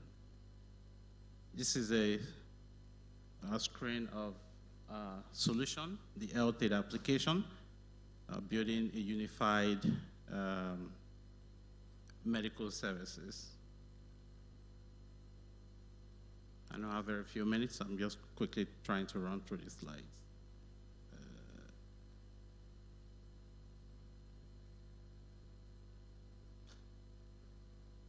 It's not working. Okay. We're looking to partner with HMOs, hospitals, medical laboratories, pharmacies, banks, and venture capitalists. We're looking to raise $2 million that will help to build a highly scalable, robust, and frictionless solution in the areas of research and development, blockchain and artificial intelligence, streamline and scale our operations, and help with viral marketing and PR. In conclusion, I'm not going to use this slide, but in conclusion, we are building a unified healthcare platform that will help medical providers, patients, to be able to access healthcare in real time and improve everyone's healthcare experience. Thank you. Thank you very much. Once again, let's appreciate him. So, he's putting forward and at the same time requesting for the sum of about $2 million. $2 million. Thank you. Return on investment? So we're asking for $2 million for 20% equity stake in LT. 10%. How many percent? 20%. 20% yes. Equity. Okay, so 20% equity, $2 million. You have the floor. Online, any hand here? Then in the hall here, clarification. Please, I have a hand here. Can someone help me just give him the mic? The road to my left. Those helping me with the mic should try to be very close, especially when the picture is about rounding up. Thank you very much, sir. Your question, clarification, comment. Okay. My name is Dr. Nora Bello. Very impressive presentation. Thank you, sir. And actually, this is the solution. This is the way to go. But now, how are we going to trust you with the kind of doctors that will be doing consultation? You know, there are some quack doctors. Who are those people that will authenticate? The kind of confidence patients will have with the caliber of doctors they will be talking to will actually determine how far you can go with this project. And then secondly, you are requesting for $2 million. What are you going to do with the $2 million? Thank you very much, Dr. Bello. We understand there might be, a lot of quack medical providers. They are trying to, pretend so that they can, provide care to individuals in an attempt to make money. We go through a very stringent onboarding process. After the KYC has been done, we go through MDCN, which is the Nigerian Medical and Dental Council to verify the credibility of these medical providers. Then also would ensure that every 3 months we bring all these medical providers together through a conference, so we connect with them. We do continuous training, continuous orientation, so that when they go to patient's home, they provide a top-notch, stellar service. What we're using the money for, I already said it, we're looking to raise $2 million for 20% equity stake in HealthAid, and we'll be able to use it to build a more robust, scalable, frictionless application, and also integrate blockchain infrastructure and AI, and also to help with our operations, also via marketing and via PR, public relations. Okay, so thank you very much. I think I'm running out of time, and I still have one more picture to come on. Take one more question. One more question, okay. There's a hand up here, so please, your comment or question. Hi. Okay. Great presentation. Thank you. How do you handle patient data? What policies do you conform to? I'm not sure there is the sort of emphasis we place on handling of financial data in this country. It's not the same sort of emphasis that is placed on the same thing in the health industry. But for a $2 million investment, you really have to have very solid data handling practices and policies in place. So we'd like to hear a bit about that. Thank you. Yeah, very, very good question. Thank you. I know in the US they have quite a number of regulatory bodies like HIPAA and all of that. Currently we are NDPR compliant. You know, all these acronyms, I don't remember their name, but they are the government regulatory agency in charge of how people, collect, accept, and use data. So we are NDPR compliant. Okay. Yes. Okay, so thank you very much for your comment, and then thank you very much for your response. Wonderful one. I think my suggestion as someone in the field who is also a very experienced on it is that when it comes to issues of having this for health for all, you also have to think of what the patient wants. So I will advise that when you are signing, just as we have now in the National Health Insurance Authority, whereby a client has the right to say, I've been to this facility before. They didn't treat me well, and therefore I'm changing to another facility. They should have that option. Meaning that if you're going to assign a client or a health worker, is that you show the facility or the picture of the healthcare provider that the person is going to. May just be the person they fought last time. So you will say, this person was very rude to me last time. I'm not going there. So you can assign that person to another healthcare provider. By that way, things will be better for you and you have more market. Otherwise, you send me to somebody I don't like, next time I will say no. Thank you very much. Thank you very Please, much. let's put our hands together for him. So we are gradually rounding up, and we are at the last one. And the last picture that I'm going to invite is someone that actually the name is a household name when it comes to the medical field. And it's also my own mentor. And at different times, he may not know, but we've met different times. When I saw Nisa Premier, I know that it's a household name. Dr. Ibrahim Wada is somebody that is actually all of us can think of. And then when you talk about IVF pioneer in Nigeria, it's an authority. So he's here to do the pitching on the head. Please, Ibrahim Wada, with due respect, sir, and humbly respect. Thank you. So I have to stand to do this. Thank you. Thank you for your very kind words, and very good morning, all of us. And thank you for the opportunity for Nisa Premier to showcase what she's trying to do in the healthcare space. I'm the CEO, Ibrahim Wada, but I have here the Group Managing Director, Dr. Shaibu, Musa Shaibu, whom I want to please invite to take over the presentation. Thank you for bearing with us.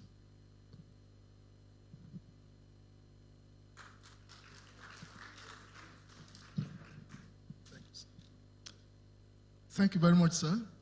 Your Excellencies, colleagues, good morning. I'm indeed honored to be wearing the cap, very partly, of Dr. Ibrahim Wada Owen. As I just said, he's the founder and CEO of NISA Medical Group. I am the group managing director. And going straight to the point, what we are here asking for are two. One, we're inviting our Nigerian medical experts in diaspora to come join us so that we can avail Nigerians the highest level of medical practice that can be found anywhere in the world. Two, we're also inviting Nigerians in diaspora for equity participation in our new hospital. Can I? In a world where healthcare meets innovation, we proudly introduce the latest marvel in medical excellence. Introducing NISA International Medical Center, the flagship project, the latest addition in the facility chain of NISA Medical Group. It is purpose-designed, built and equipped to provide the standard ambiance for high-end specialist healthcare delivery and capacity building in-country Nigeria. Located in Maitama, the heart of Abuja, easy access is guaranteed from every part of the city, Nigeria at large and from neighboring West African countries. This facility belongs to the new generation of international standard healthcare facilities built to change Nigeria's healthcare narrative. NIMC is a 12-floor building, including subfloors, 150 beds, including ambulatory care, critical care, diagnostic, and clinical, non-clinical support facilities. Spacious car parks included in floor plans, each floor dedicated to related specialties. Hotel-modeled top floors must benefit from the excellent international medical standards and the personnel service that the hospital offers. Our commitment to innovation is embodied in our ability to provide high-end care in radiodiagnostics, minimal access procedures, renal transplantation, fertility genetics, reproductive sexual health, interventional cardiology, interventional radiology, oncology treatment, robotic surgeries, AI in healthcare, e-health and telemedicine, bone marrow transplantation. IMC is providing an alternative to medical tourism in Nigeria while also attracting medical tourism. NISA International Medical Center, changing the healthcare narrative in Nigeria. Come and be a part of a new chapter in healthcare excellence. Visit us and witness the future of healing today. NISA Medical Group is offering the new International Medical Center for both local and diaspora forces to come together to give people quality services as an option to medical tourism abroad. Please join us. For more inquiries, you can call or send a mail to NIMC at nisa.com.ng. A new horizon beckons for Nigeria's healthcare system. Please, we will have the slides, please, at this stage. There are a few slides I just want to run through. Less than a minute. The IT, please. Oh, great. Right. You can change it. Okay. Point it. Right. Now, for the diasporans, I'm happy that my founder and CEO is here himself. And the history of NISA should encourage you. Looking at the slides, you see the small brown building there by the left. Now, Dr. Wada had completed his training in UK and had all the offers to stay behind. But he decided to come home. And even in coming home, he didn't come right to the center of Abuja. He started from Gwagwalada. That small building, that is where the story started. And today, this is where we currently are, at Jabi, with 130 beds. We see over 400 patients every day. We have the best neonatology units you can find in Abuja.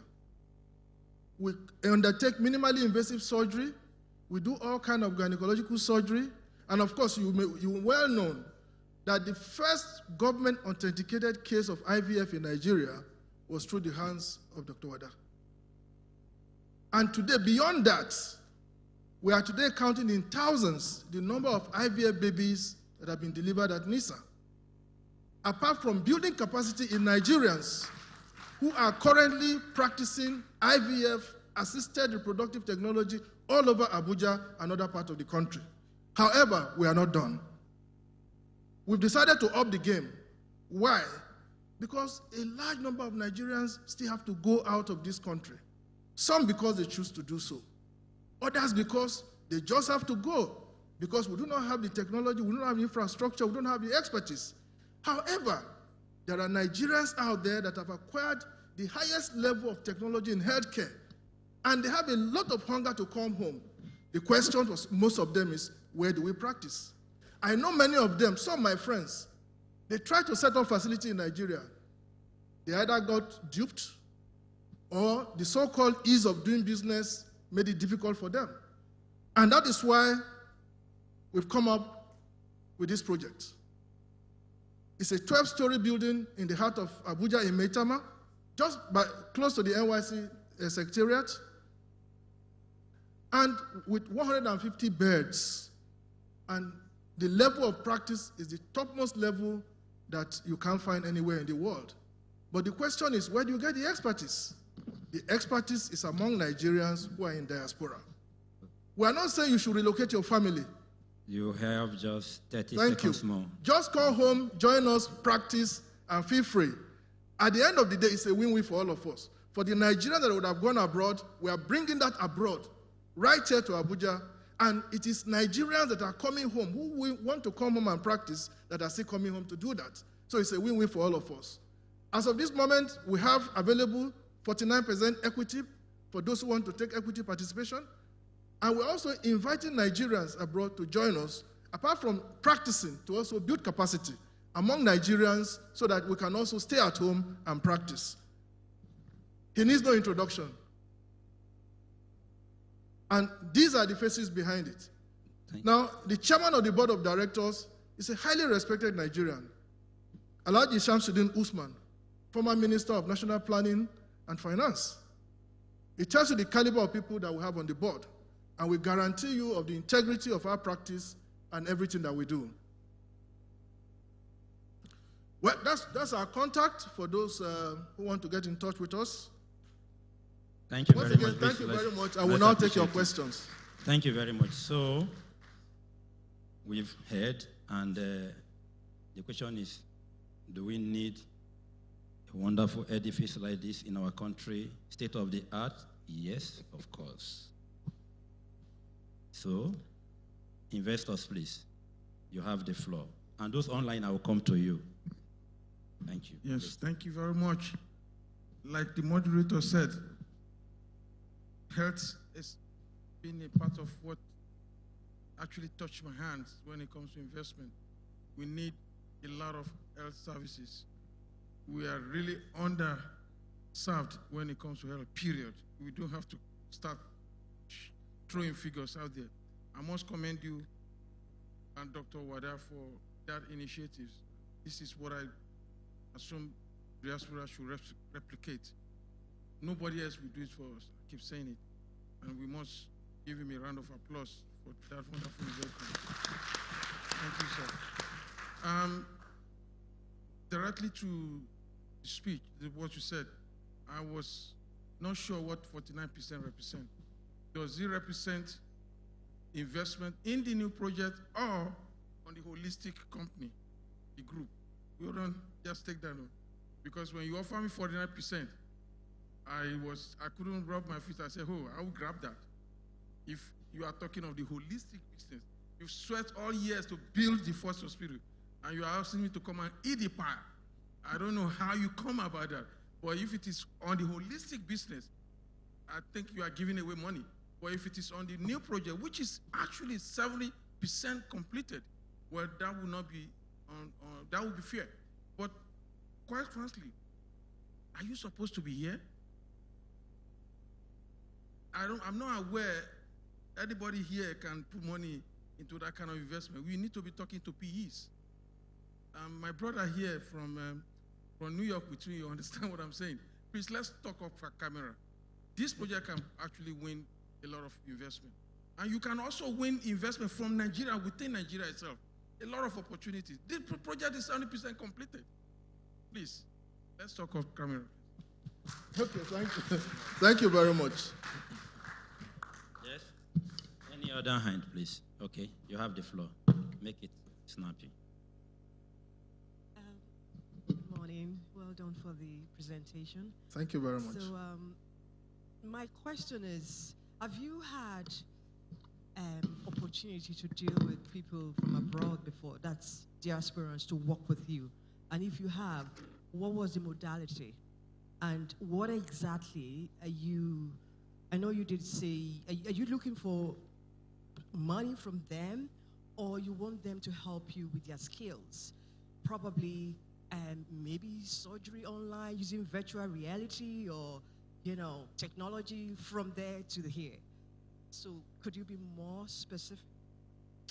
Thank you very much. Yes, we've had calls to interface with diasporan experts. I think in July this year, I was in New York. I attended the AMPA conference, and I'd addressed the Nigerian specialists who were there. And from that meeting, as at this moment, we have about close to 20 that have subscribed to our operations. I mean, some have already been coming to carry out procedures in our center in Jabi. And of course, by the time we transit to Meitama, they will also come with us. Sorry, what's the second question? There was a second question. Okay, fine, yes. What are we looking for? Is their expertise. Their expertise in terms of, it's both ways. As you can imagine, there's telemedicine, and we're also exploiting it. And those that have costs to come physically, they are coming. They're already coming, but we want more. I want to expand the scope of our practice to ensure that we cover every aspect of health care. Because the expertise is there. It's left for us to install the facilities and then bring in the expertise. And where we need to exploit them through technology, we're also ready for that. Thank you very much. Thank you. Any other hand? Okay. Just one more, and after that, I will wrap up this section. Thank you. Thanks for the fascinating presentation. Whilst you seem to be very diaspora focused, is there any sense of creating a training pathway for the Nigerian doctors to be trained here as well, so that they don't grow and think that the best way to work with you is to go to New York and then come back and work with you? Thank you very much. It's for want of time that we really cut it really short. What we are requiring from the diasporans, they are expert and skilled. Expert and skill to practice, and expert and skill to also help us build capacity in country. NISA Medical Group, we have a whole company, an SBU, dedicated to capacity building, research. So we also want to leverage also on the expertise of our Nigerian experts who are in diaspora. Some of them have said, well, they're not coming to practice, they want to teach. They want to deploy skill. And I tell you one that we are working on right now. You may not know, but in this country, one field of practice where we have almost no capacity is in the area of vascular surgery. And we are discussing with a vascular surgeon in UK. He's going to come to Nigeria so that we can put in place a program whereby we can train Nigerians to acquire that skill. And hopefully, in quote, hopefully, they'll be able to stay. Because what we're also seeing in the field is, yeah, this is practical. What we're also seeing in the field is that a doctor comes from school, MBBS, basic. Once they acquire some basic skills, the next day they come and knock at your door and say, Oga, I'm going. But that will not stop us from helping them to build capacity. After all, Dr. Wada started in Nigeria, went to UK, and came back. Thank you very much. Thank you very much. Thank you very much. Please, let's put our hands together for NISA Premier. I think you can do it. I think they have said it all. We need this in our country. We need state-of-the-art health facility in our country. It will help to build and also to strengthen the structures, the health facility structures we have. And it will also reduce the burden on the system that is already stretched. Then, don't forget, the medical tourism that takes so much dollars out of our pocket here in Nigeria, it will not come back home. So they are doing it in different segments. At this level, if we have this kind of edifice in country, it's going to be viable because the experts will be brought in here, they can do it, and then it's cheaper because you don't need to be flown with another person accompanying you, and family members struggling to come and visit you, they will all see you here. they don't need to be done. So it's something that we think actually investors should look usually. And please remember, there was a presenter the first time, Inamdi from Canada. So reach out to Inamdi, and don't forget our brother here, who actually is one of the key speakers when it comes to how to access funding for your investment on the first day. And so also reach out to him, and a host of others that will be meeting you at the sideline. Thank you. My job is done. Right. Thank you so much, Mr. Moderator. I must say that this has been a very robust pitching session. Thank you so much. I wish to inform you that we will be going on tea or coffee break in a moment. But just before we go, yesterday's pitching sessions on agribusiness, one pitcher was not able to pitch yesterday. So I understand that this pitcher is going to pitch while we are on coffee break. So investors here present who will be interested in listening to this pitcher should please just stay behind. It's going to take roughly 5 minutes, and then you can join. Otherwise, tea break is announced. Please do remember, tea break will take us 30 minutes, so we'll reconvene by 12:15. All right? So, Mr. Bernard, let me confirm his name.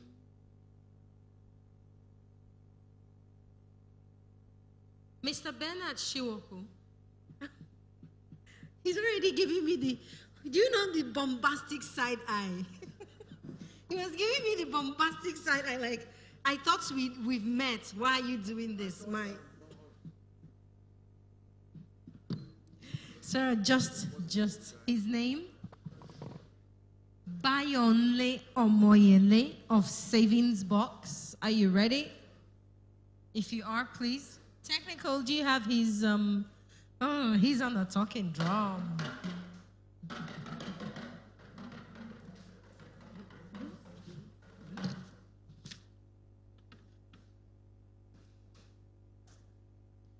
Has he finished? You're welcome. Don't try yourself. Oh.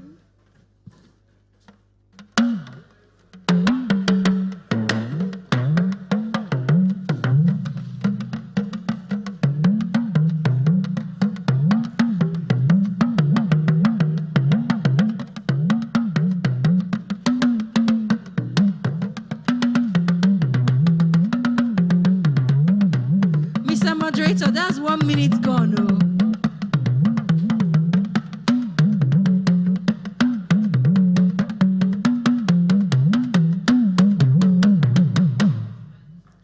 Ladies and gentlemen, good morning. Mr. Bayo, you have 3 minutes to present. My name is Bayo Leomoyele. I'm the founder and CEO of Savings Box.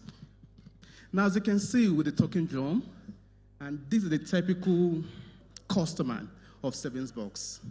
And you can see these food items there is a typical example of what our customers enjoyed. So tell me, what am I referring to? We have built a platform. The iOS is live. The web app is live. And this platform allows Nigerians to have access to food items without stress. It means that we have taken it upon ourselves to eradicate poverty. We have taken it upon ourselves to eradicate inflation in food items. We understand that users, customers, Nigerians always find it difficult to have food items, especially during festive seasons. You agree with me that during festive seasons, the inflation rises. It will also there's much more demand than the supply. And this calls for increments in food items. Please, my pitch.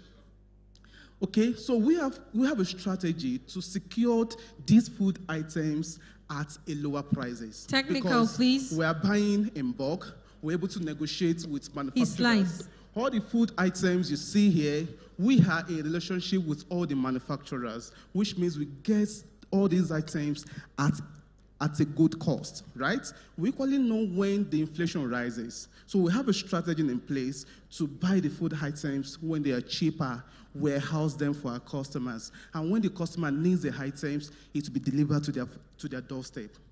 So for us to achieve this, we need investors. We need to come on board to support the dream, to support the vision. We are targeting 1,500 households to start with. And these food items typically cost 100,000. But I can assure you, if you go to the market today to buy these food items, you won't spend nothing less than 140,000. So it is subsidized on Savings Box platform. You get these items at a very cheaper price.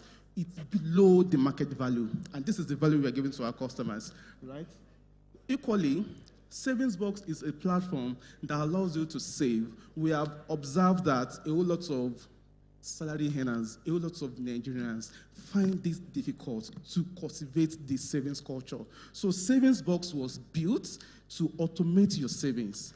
That is, you can tell the app you want to be saving on daily basis, on weekly basis, on monthly basis, and the system automatically debits your account. Equally, we have investment platform on Savings Box, which means if you want to invest, you don't need to go anywhere. You can download the app, pick the type of investment you want, and invest. You see the way your money grows, okay? Now, you ask me, what's of even financial support? Now, if you need a loan, our system is built to accommodate you. We have different type of loans. We have the SME, we have the collateral-based loan, and we have this IPPIS loan, right? IPPIS loan is loan targeted for federal government civil servants. So at the comfort of your office, you can apply for that loan. It's been disbursed to you, and we get the repayment directly from the source. So if you ask me what is the PAR of Savings Box, it's less than 5%, because our loan is being the repayment is being taken directly from the source. And for customers that are not SME or they are not a civil servant, maybe you just need a quick loan, yeah, you are good for the collateral-based loan. The collateral-based loan will take vehicle, which ensures that customers' funds are saved, which ensures that your fund, your investment are saved. So Savings Box, what licenses are we riding on? Savings Box is registered with CAC. We have FCCPC Digital Money License. We have Abuja Money License. We equally have relationship with Ultraviolet Microfinance Bank.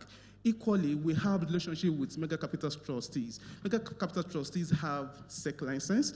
Microfinance Bank is being regulated by CBN and NDIC, which means that your funds, your investment, your hard-earned money, it's saved with Savings Box.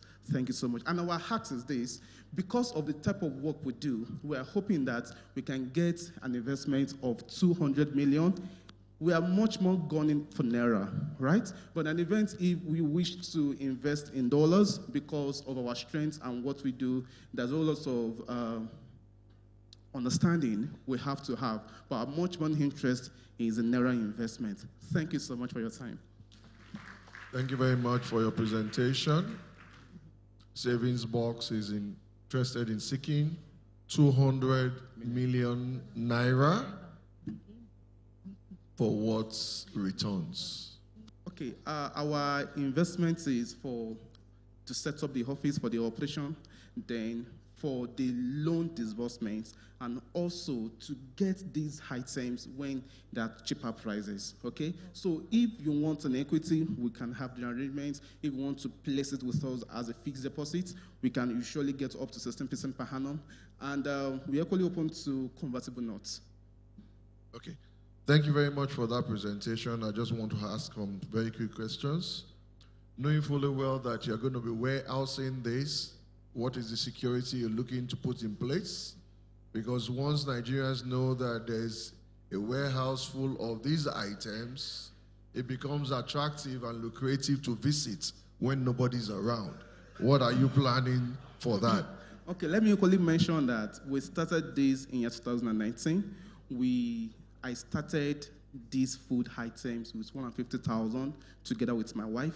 And by the special grace of God, as of 2022 December, we have served 20,000 families. So we have the experience in place. Now for the security, we have warehouse that is well secured by vigilantes. And we equally have relationship with the DPOs of the locality, which means at every point in time, it is saved. Then apart from that, we equally have partnership with Baz Insurance. Baz Insurance, we insured the items in the warehouse against burglary, against theft. And from the point of movement, from one point to another point, we get it insured with leadway. So at any point in time, if there's an issue, we get paid. Now, something happened during hand sacks. When our rice was coming down to Abuja from the north, it was hijacked. The driver was kidnapped, and we lost about 30% of the items. But because it was insured, insurance company ensured that we were paid. Okay, good. So please, do we have any question for him? Because I don't want it to be as if it's between him and me.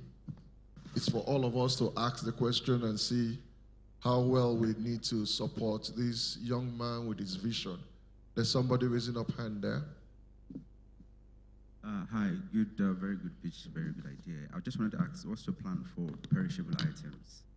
For perishable goods? Okay, because of the nature, we don't do perishable, just in case of anything backfires. All our items are ready-made, packed, that you can easily use for your festive seasons. We don't do perishable. Okay. Any other question? Before I allow you go, I would also like to say here that you need to also be very careful with the manufacturers, because when you need to buy things at a cheaper rate, they will tend to give you items that are close to expiry date, so that you don't store up and lose at the end of the day, because I want to get rid of it and you have paid, and then it's the consumer that you will be supplying expired food items. That you need to look into and ensure that you have a better assessment of whatever is being supplied to you, and then you're able to give the best quality food items to households. Thank you very much for Thank you so much. Mr. Moderator, there's one more question. What? There's one more question. Yes. Oh, okay. Sorry. Hold on. I'm looking into, what plans do you have for future, efficiency and scalability? Because right now, I think when people order, you send through dispatch riders, right? Mm-hmm. So do you have like a platform through which people can, shop and then they get delivered for tracking, fulfillment, inventory, all of that? Okay. All right. Before I answer you, let me quickly say something about what you said. We have quality assurance management that ensures that all the items we are getting have a good shelf life. And because we know that we are storing these items, the only thing that doesn't matter here is rice. There's a way you keep rice for 3 years, your rice is still good. So we have the explain. But for other items, they have shelf life, and we consider the shelf life before we buy them. And so for your questions, we're going towards a situation where you, as a user, can log on Savings Box, pick your items, and get it delivered to you, either you have money or not. Our system is configured in a way that we can ship the items to you. You spread the payment for 3 months, for 6 months, for 9 months, as the case might be. Okay? The current partnership we have for logistics, they deliver to the doorstep. Wherever you are in this country, you will get all these items at your doorstep. But for us to make use of the time, for us to make use of the cost, we now say, okay, let's do it festive periods. So we have plans for Easter, we have plans for Big Salah, and we have plans for December. So this period, you get the items at your doorstep. Okay, that will be for the address that is traceable. There are some locations that don't have physical address that you can trace, so there might be an issue. We are coming up with a relationship with 9 Post that will make 9 Post to be the station where they pick their items. Okay. That's one. And I just want to call your attention to what you just said regarding rice stored for 3 years. Note also that the nutrients goes down the longer you keep it. I agree. So if you keep it for too long, the nutrients are gone. You're only taking fiber. So get to know that and ensure that you get freshly harvested rice, freshly processed rice, so that people can have highly nutritious foods to buy from you. Thank you so much. Good. Nice idea, and I think you will have people talking with you shortly. Thank you very much for this time. Thank you so much for your time. And we can now go and enjoy our tea break. Thank you so much, Mr. Moderator. And Savings Box, well done. You've done a great work. You've done your research. You've answered a lot of questions ahead of time. Well done. Ladies and gentlemen, please we'll reconvene at 12:15. That's in 14 minutes. Thank you.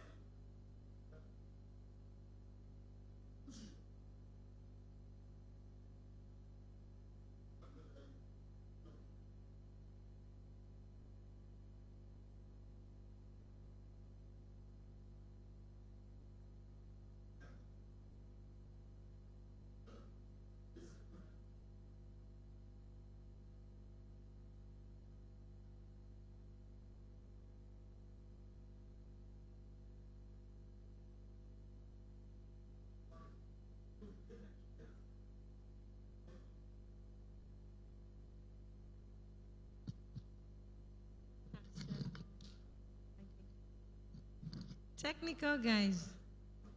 Technical. Technical.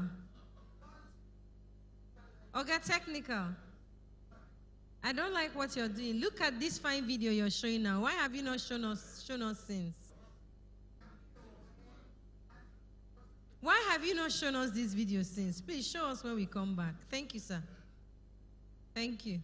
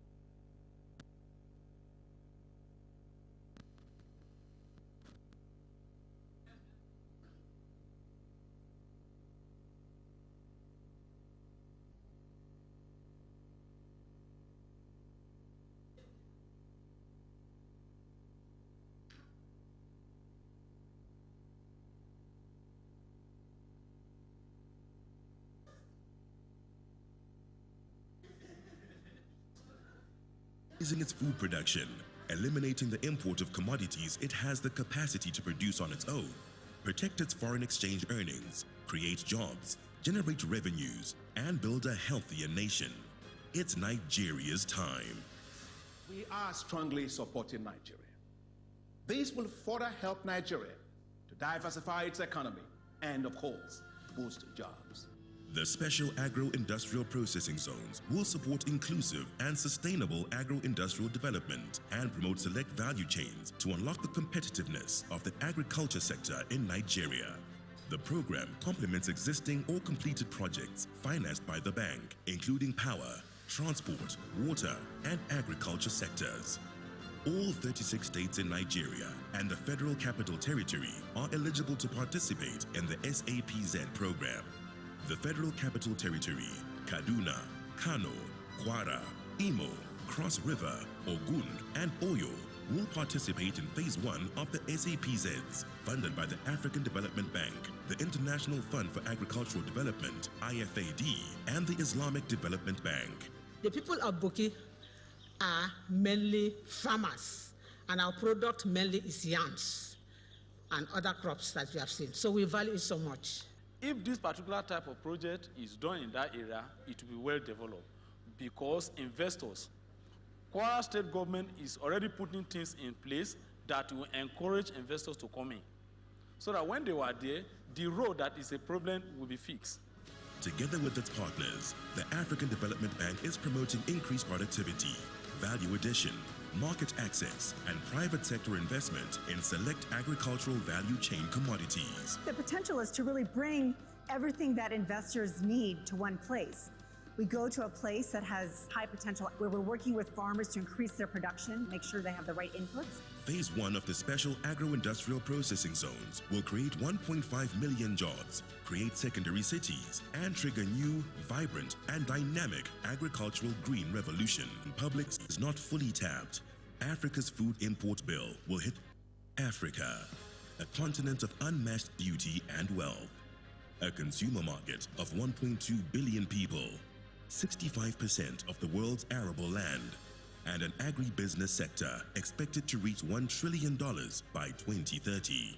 If this vast potential is not fully tapped, Africa's food import bill will hit an unsustainable $100 billion by 2025. In Nigeria, Africa's largest economy, agricultural development trails behind population growth, rapid urbanization, and shifting consumer tastes. As a result, Nigeria heavily depends on imported food commodities, including wheat, vegetable oils, sugar, fish, and dairy products, all of which can be produced locally. While crude oil exports contribute nearly 80% of Nigeria's total export revenues, agriculture contributes less than 2%. If Africa is to revitalize and reinvigorate its agricultural sector, Nigeria must lead the way by raising its food production, eliminating the import of commodities it has the capacity to produce on its own, protect its foreign exchange earnings, create jobs, generate revenues, and build a healthier nation. It's Nigeria's time. We are strongly supporting Nigeria. This will further help Nigeria to diversify its economy and, of course, boost jobs. The special agro-industrial processing zones will support inclusive and sustainable agro-industrial development and promote select value chains to unlock the competitiveness of the agriculture sector in Nigeria. The program complements existing or completed projects financed by the bank, including power, transport, water, and agriculture sectors. All 36 states in Nigeria and the Federal Capital Territory are eligible to participate in the SAPZ program. The Federal Capital Territory, Kaduna, Kano, Kwara, Imo, Cross River, Ogun, and Oyo will participate in Phase 1 of the SAPZs, funded by the African Development Bank, the International Fund for Agricultural Development, IFAD, and the Islamic Development Bank. The people of Boki are mainly farmers, and our product mainly is yams and other crops that we have seen. So we value it so much. If this particular type of project is done in that area, it will be well developed because investors, Kwara State government is already putting things in place that will encourage investors to come in. So that when they were there, the road that is a problem will be fixed. Together with its partners, the African Development Bank is promoting increased productivity, value addition, market access, and private sector investment in select agricultural value chain commodities. The potential is to really bring everything that investors need to one place. We go to a place that has high potential, where we're working with farmers to increase their production, make sure they have the right inputs. Phase 1 of the special agro-industrial processing zones will create 1.5 million jobs, create secondary cities, and trigger new, vibrant, and dynamic agricultural green revolution. With enabling public-private partnership policies and strict quality control, Nigeria's SAPZs are expected to create exponential agro-processing growth and an unprecedented market supply of food products for local and global markets. With strong domestic manufacturing and increased value addition, Nigeria will transform the production and export of processed cocoa beans, cashew nuts, ginger, cotton, cassava, sesame, and several other commodities for which Nigeria has a comparative advantage. Together, we can guarantee Nigeria's food security, transform rural areas, and create jobs for millions of young people. Nigeria has the land, the technology, power, and capacity to lead the way for Africa's green revolution. Together, we are making a difference.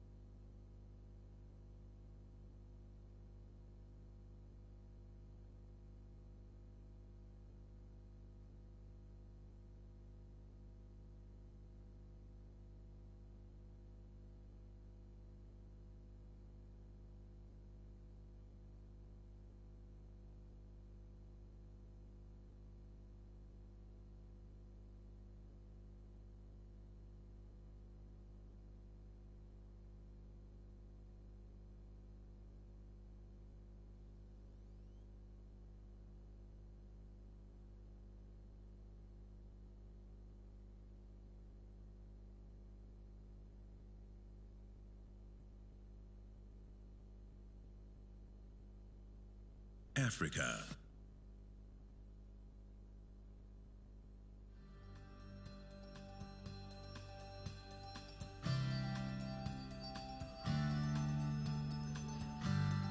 As part of the effort of the federal government of Nigeria to foster economic growth in the country, the Nigerian Diaspora Investment Summit, NDIS, was inaugurated on the 27th of November 2018 to attract foreign direct investment from the diaspora into the country by creating a platform for the diaspora to reliably invest in local businesses. The inaugural summit, with the theme Activating Diaspora Investment for a Diversified Economy, was well attended, with well over 300 investors attending the program. At the event, pitches and exhibitions were made by local business owners in different sectors of the economy, ranging from agriculture through education to transportation.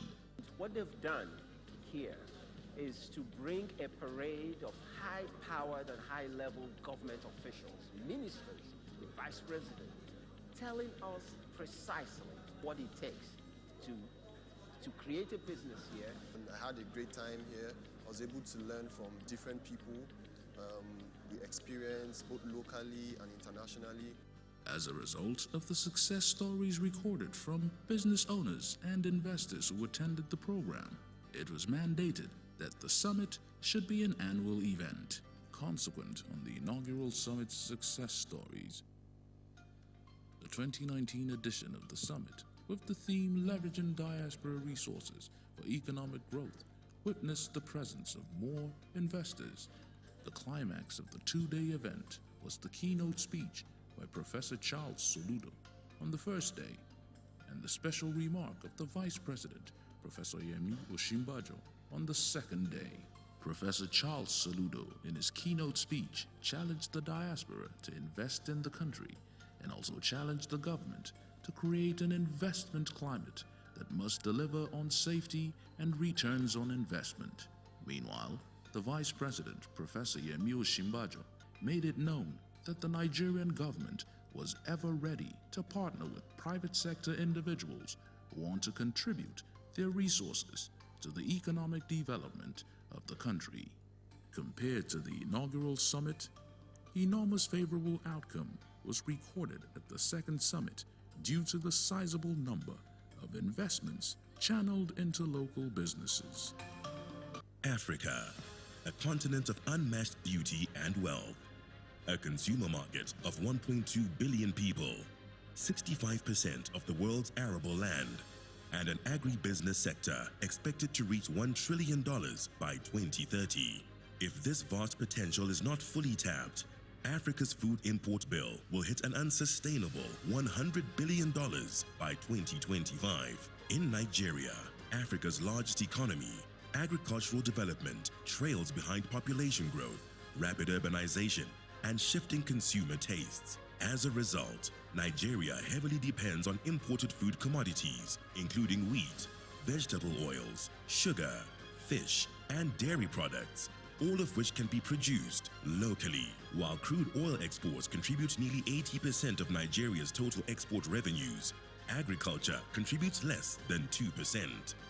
If Africa is to revitalize and reinvigorate its agricultural sector, Nigeria must lead the way by raising its food production, eliminating the import of commodities it has the capacity to produce on its own, protect its foreign exchange earnings, create jobs, generate revenues, and build a healthier nation. It's Nigeria's time. We are strongly supporting Nigeria. This will further help Nigeria to diversify its economy and, of course, boost jobs. The special agro-industrial processing zones will support inclusive and sustainable agro-industrial development and promote select value chains to unlock the competitiveness of the agriculture sector in Nigeria. The program complements existing or completed projects financed by the bank, including power, transport, water, and agriculture sectors. All 36 states in Nigeria and the Federal Capital Territory are eligible to participate in the SAPZ program. The Federal Capital Territory, Kaduna, Kano, Kwara, Imo, Cross River, Ogun, and Oyo will participate in Phase 1 of the SAPZs, funded by the African Development Bank, the International Fund for Agricultural Development, IFAD, and the Islamic Development Bank.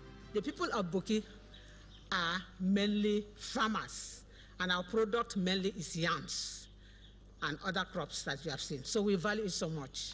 If this particular type of project is done in that area, it will be well developed because investors, Kwara State government is already putting things in place that will encourage investors to come in. So that when they were there, the road that is a problem will be fixed. Together with its partners, the African Development Bank is promoting increased productivity, value addition, market access, and private sector investment in select agricultural value chain commodities. The potential is to really bring everything that investors need to one place. We go to a place that has high potential, where we're working with farmers to increase their production, make sure they have the right inputs. Phase 1 of the special agro-industrial processing zones will create 1.5 million jobs, create secondary cities, and trigger new, vibrant, and dynamic agricultural green revolution. With enabling public-private partnership policies and strict quality control, Nigeria's SAPZs are expected to create exponential agro-processing growth and an unprecedented market supply of food products for local and global markets. With strong domestic manufacturing and increased value addition, Nigeria will transform the production and export of processed cocoa beans, cashew nuts, ginger, cotton, cassava, sesame, and several other commodities for which Nigeria has a comparative advantage. Together, we can guarantee Nigeria's food security, transform rural areas, and create jobs for millions of young people. Nigeria has the land, the technology, power, and capacity to lead the way for Africa's green revolution. Together, we are making a difference.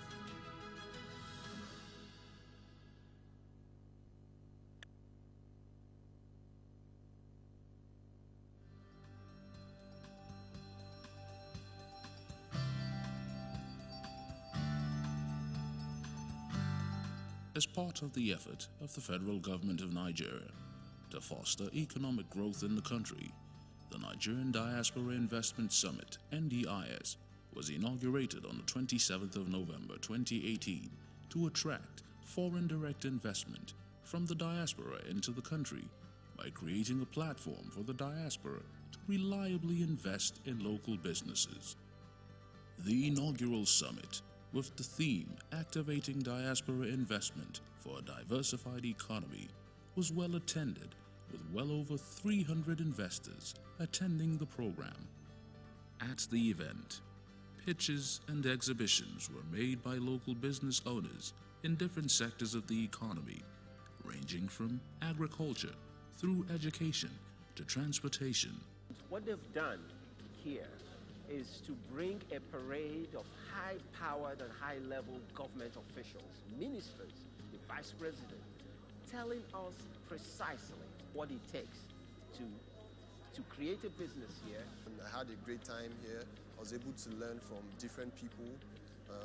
We experienced both locally and internationally.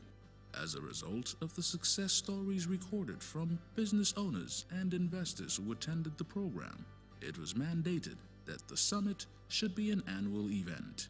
Consequent on the inaugural summit's success stories, the 2019 edition of the summit, with the theme Leveraging Diaspora Resources for Economic Growth, witnessed the presence of more investors. The climax of the two-day event was the keynote speech by Professor Charles Soludo on the first day, and the special remark of the Vice President, Professor Yemi Osinbajo, on the second day. Professor Charles Soludo, in his keynote speech, challenged the diaspora to invest in the country and also challenged the government to create an investment climate that must deliver on safety and returns on investment. Meanwhile, the Vice President, Professor Yemi Osinbajo, made it known that the Nigerian government was ever ready to partner with private sector individuals who want to contribute their resources to the economic development of the country. Compared to the inaugural summit, enormous favorable outcome was recorded at the second summit due to the sizable number of investments channeled into local businesses. Africa, a continent of unmatched beauty and wealth, a consumer market of 1.2 billion people, 65% of the world's arable land, and an agribusiness sector expected to reach $1 trillion by 2030.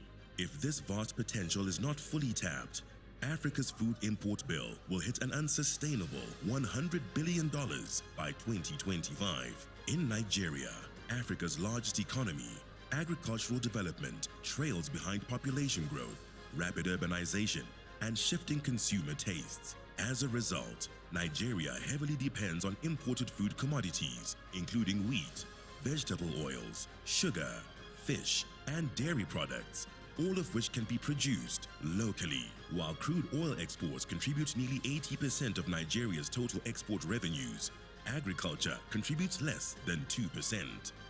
If Africa is to revitalize and reinvigorate its agricultural sector, Nigeria must lead the way by raising its food production, eliminating the import of commodities it has the capacity to produce on its own, protect its foreign exchange earnings, create jobs, generate revenues, and build a healthier nation. It's Nigeria's time. We are strongly supporting Nigeria. This will further help Nigeria to diversify its economy and, of course, boost jobs. The special agro-industrial processing zones will support inclusive and sustainable agro-industrial development and promote select value chains to unlock the competitiveness of the agriculture sector in Nigeria. The program complements existing or completed projects financed by the bank, including power, transport, water, and agriculture sectors. All 36 states in Nigeria and the Federal Capital Territory are eligible to participate in the SAPZ program. The Federal Capital Territory, Kaduna, Kano, Kwara, Imo, Cross River, Ogun, and Oyo will participate in Phase 1 of the SAPZs, funded by the African Development Bank, the International Fund for Agricultural Development, IFAD, and the Islamic Development Bank. The people of Boki are mainly farmers, and our product mainly is yams and other crops that you have seen. So we value it so much. If this particular type of project is done in that area, it will be well developed because investors, Kwara State government is already putting things in place that will encourage investors to come in. So that when they were there, the road that is a problem will be fixed. Together with its partners, the African Development Bank is promoting increased productivity, value addition, market access, and private sector investment in select agricultural value chain commodities. The potential is to really bring everything that investors need to one place. We go to a place that has high potential, where we're working with farmers to increase their production, make sure they have the right inputs. Phase 1 of the special agro-industrial processing zones will create 1.5 million jobs, create secondary cities, and trigger new, vibrant, and dynamic agricultural green revolution. With enabling public-private partnership policies and strict quality control, Nigeria's SAPZs are expected to create exponential agro-processing growth and an unprecedented market supply of food products for local and global markets. With strong domestic manufacturing and increased value addition, Nigeria will transform the production and export of processed cocoa beans, cashew nuts, ginger, cotton, cassava, sesame, and several other commodities for which Nigeria has a comparative advantage. Together, we can guarantee Nigeria's food security, transform rural areas, and create jobs for millions of young people. Nigeria has the land, the technology, power, and capacity to lead the way for Africa's green revolution. Together, we are making a difference.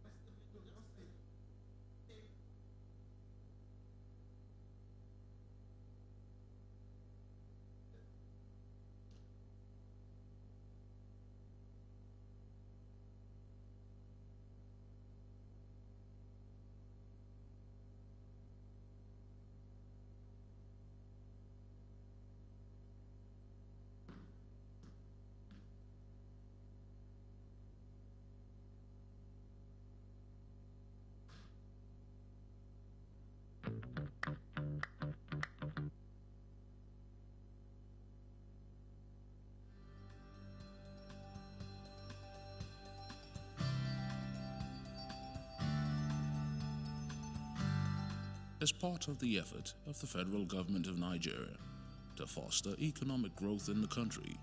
The Nigerian Diaspora Investment Summit, NDIS, was inaugurated on the 27th of November 2018 to attract foreign direct investment from the diaspora into the country by creating a platform for the diaspora to reliably invest in local businesses. The inaugural summit, with the theme Activating Diaspora Investment for a Diversified Economy, was well attended, with well over 300 investors attending the program. At the event, pitches and exhibitions were made by local business owners in different sectors of the economy, ranging from agriculture through education to transportation. What they've done here is to bring a parade of high-powered and high-level government officials, ministers, the vice president, telling us precisely what it takes to create a business here. I had a great time here. I was able to learn from different people, the experience both locally and internationally. As a result of the success stories recorded from business owners and investors who attended the program, it was mandated that the summit should be an annual event, consequent on the inaugural summit's success stories. The 2019 edition of the summit, with the theme Leveraging Diaspora Resources for Economic Growth, witnessed the presence of more investors. The climax of the two-day event was the keynote speech by Professor Charles Soludo on the first day, and the special remark of the Vice President, Professor Yemi Osinbajo, on the second day. Professor Charles Soludo, in his keynote speech, challenged the diaspora to invest in the country and also challenged the government to create an investment climate that must deliver on safety and returns on investment.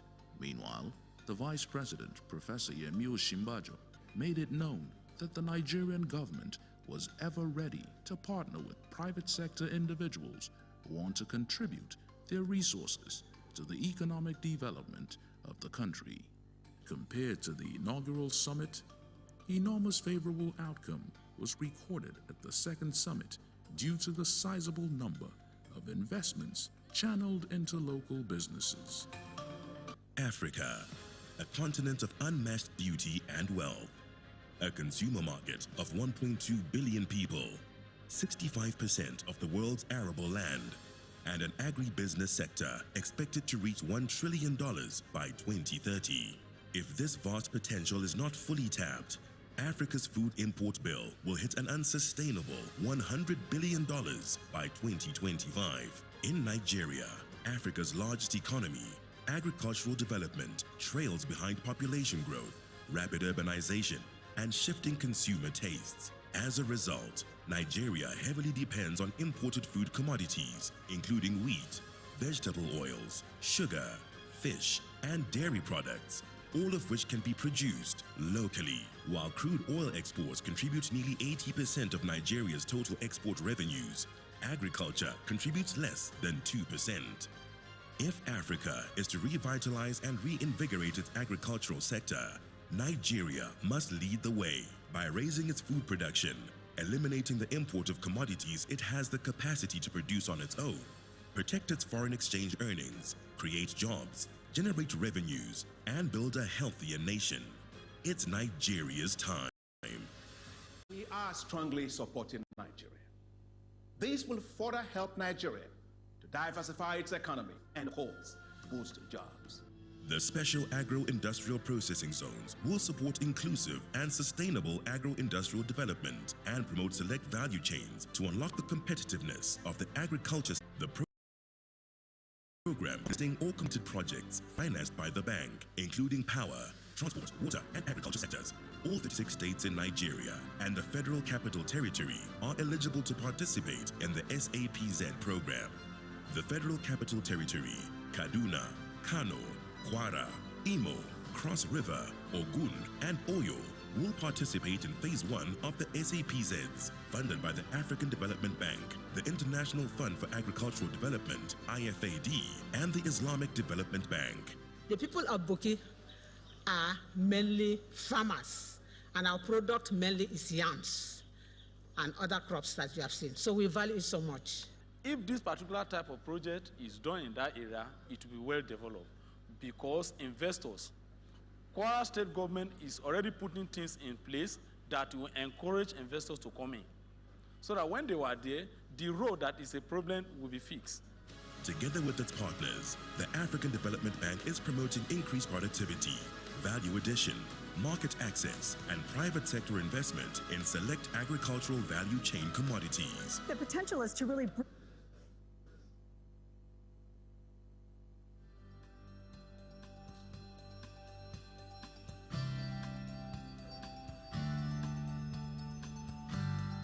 As part of the effort of the federal government of Nigeria to foster economic growth in the country, the Nigerian Diaspora Investment Summit, NDIS, was inaugurated on the 27th of November 2018 to attract foreign direct investment from the diaspora into the country by creating a platform for the diaspora to reliably invest in local businesses.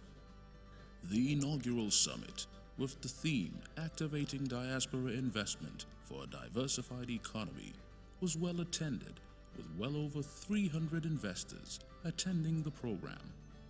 At the event, pitches and exhibitions were made by local business owners in different sectors of the economy, ranging from agriculture through education to transportation. What they've done here is to bring a parade of high-powered and high-level government officials, ministers, the vice president, telling us precisely what it takes to create a business here. And I had a great time here. I was able to learn from different people. We experienced both locally and internationally. As a result of the success stories recorded from business owners and investors who attended the program, it was mandated that the summit should be an annual event. Consequent on the inaugural summit's success stories, the 2019 edition of the summit, with the theme Leveraging Diaspora Resources for Economic Growth, witnessed the presence of more investors. The climax of the two-day event was the keynote speech by Professor Charles Soludo on the first day, and the special remark of the Vice President, Professor Yemi Osinbajo, on the second day. Professor Charles Soludo, in his keynote speech, challenged the diaspora to invest in the country and also challenged the government to create an investment climate that must deliver on safety and returns on investment. President Professor Yemi Osinbajo made it known. Welcome back, ladies and gentlemen, from tea break. Thank you for coming back. Please kindly do settle down. Thank you. We will start immediately. I'd like to inform you that we have in our midst Ambassador Rabiu Degari, the Director General, Directorate of Technical Cooperation in Africa, DTCA. Thank you so much for your support and for joining us here even today. Thank you. We will have, before we go into the next pitching session, I'd like to ask, please, who are the investors that are interested in pitching in media and communications? That's the next pitching session. No investor? You are. Fantastic, sir. You have only one pitcher. That is me. Thank you. So I am... All right, please, our next pitching session will be in creative sports and entertainment. But before we go into that session, I'd like to call on some of our sponsors for some sponsors' remarks. And I would like to start with the FBN Quest. Mr. Rotimi Obende, please.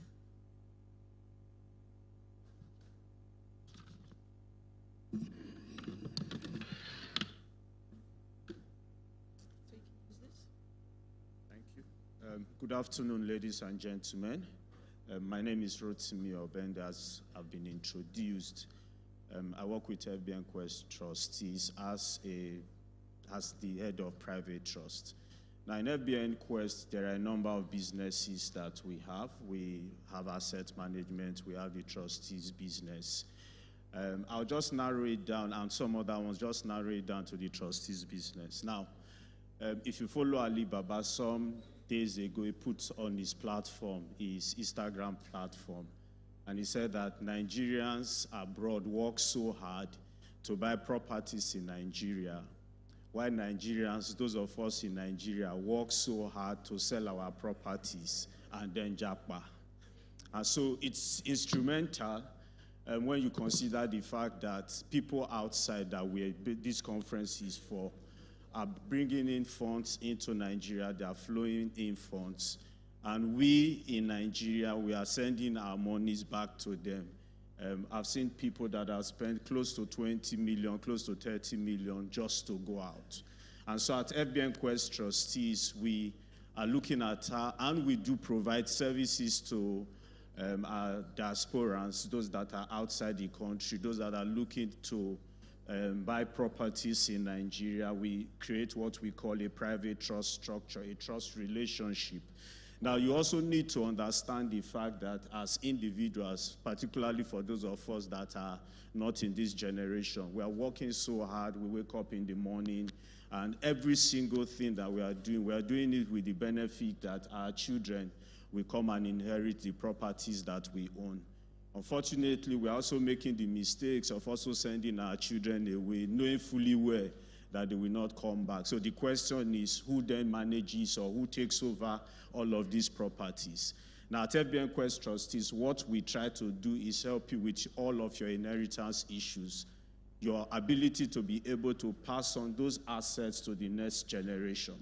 And those instruments, the instruments that you can use, particularly a trust arrangement, whether on the conventional level or on the Islamic level, we are able to provide you with those structures. I heard my big brother yesterday talked about the fact that royalties that we enjoy from the arts, the creative artworks that we have.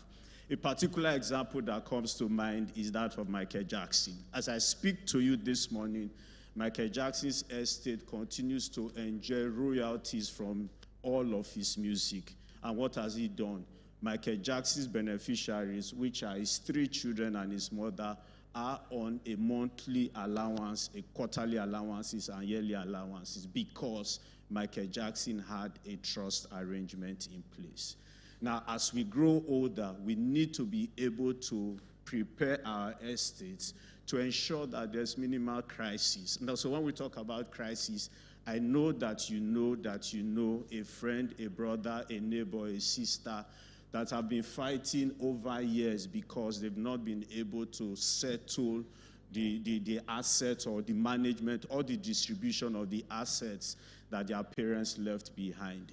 If you check on the internet, you can check on your phone. Since 2015, two professors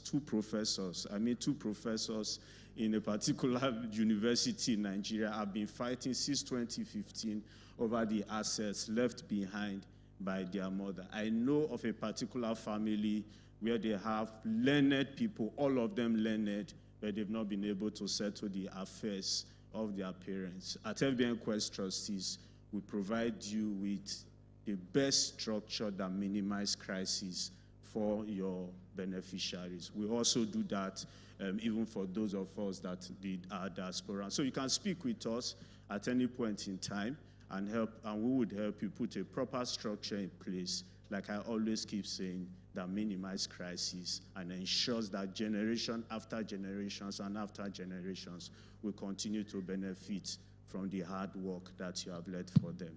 Thank you very much. Thank you very much, Mr. Obenda, for that.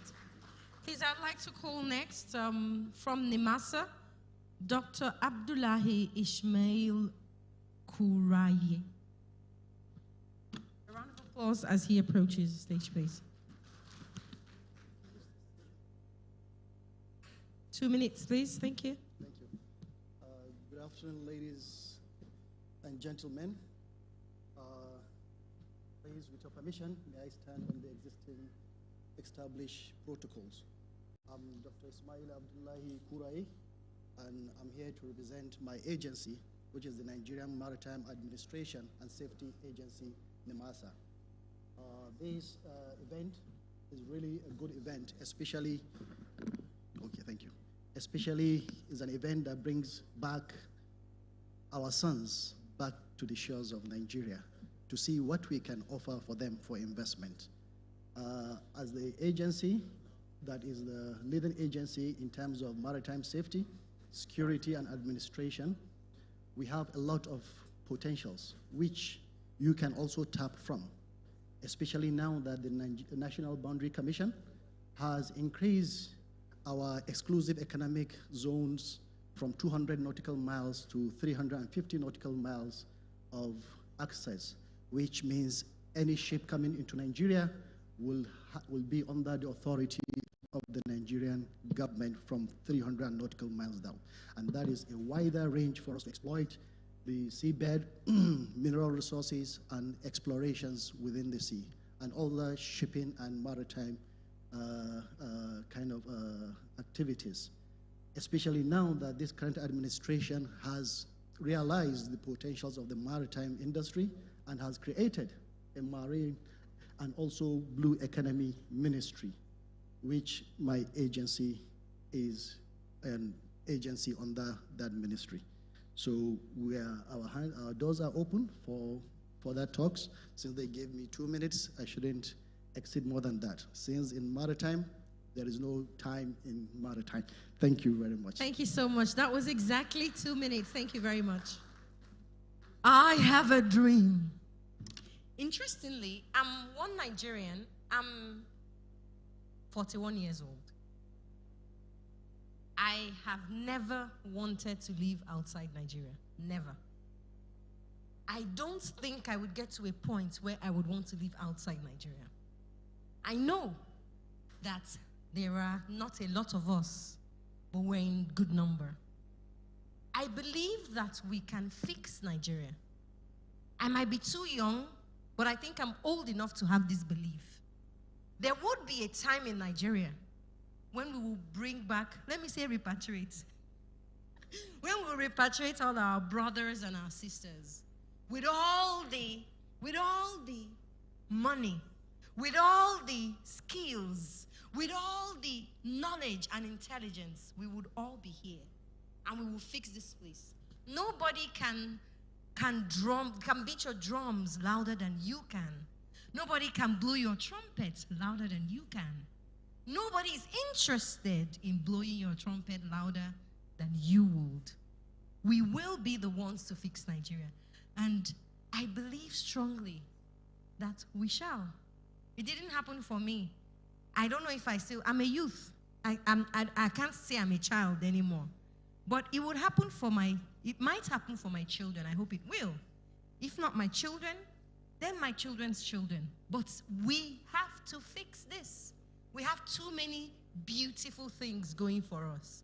There's one thing that we can fix, but that's a broken record. I won't beat it. Let's go over to the next pitching session on creative sport and entertainment. I've been looking forward to this. The rapporteurs for this session are Lamidi Ayodele and Olufunke Omoshola. Thank you, lady and gentlemen. The moderator for the session, I thought he would be online, but I understand he's here live and direct, Mr. Chike Nwofia.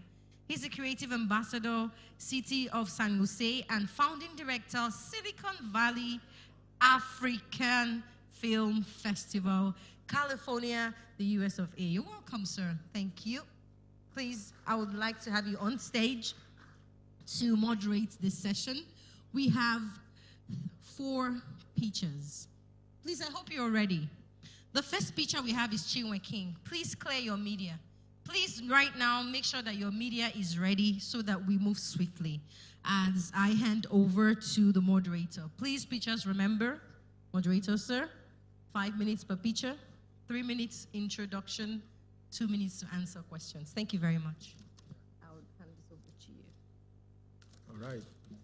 Thanks. Let's give a good round of applause to this young lady here. Thank you.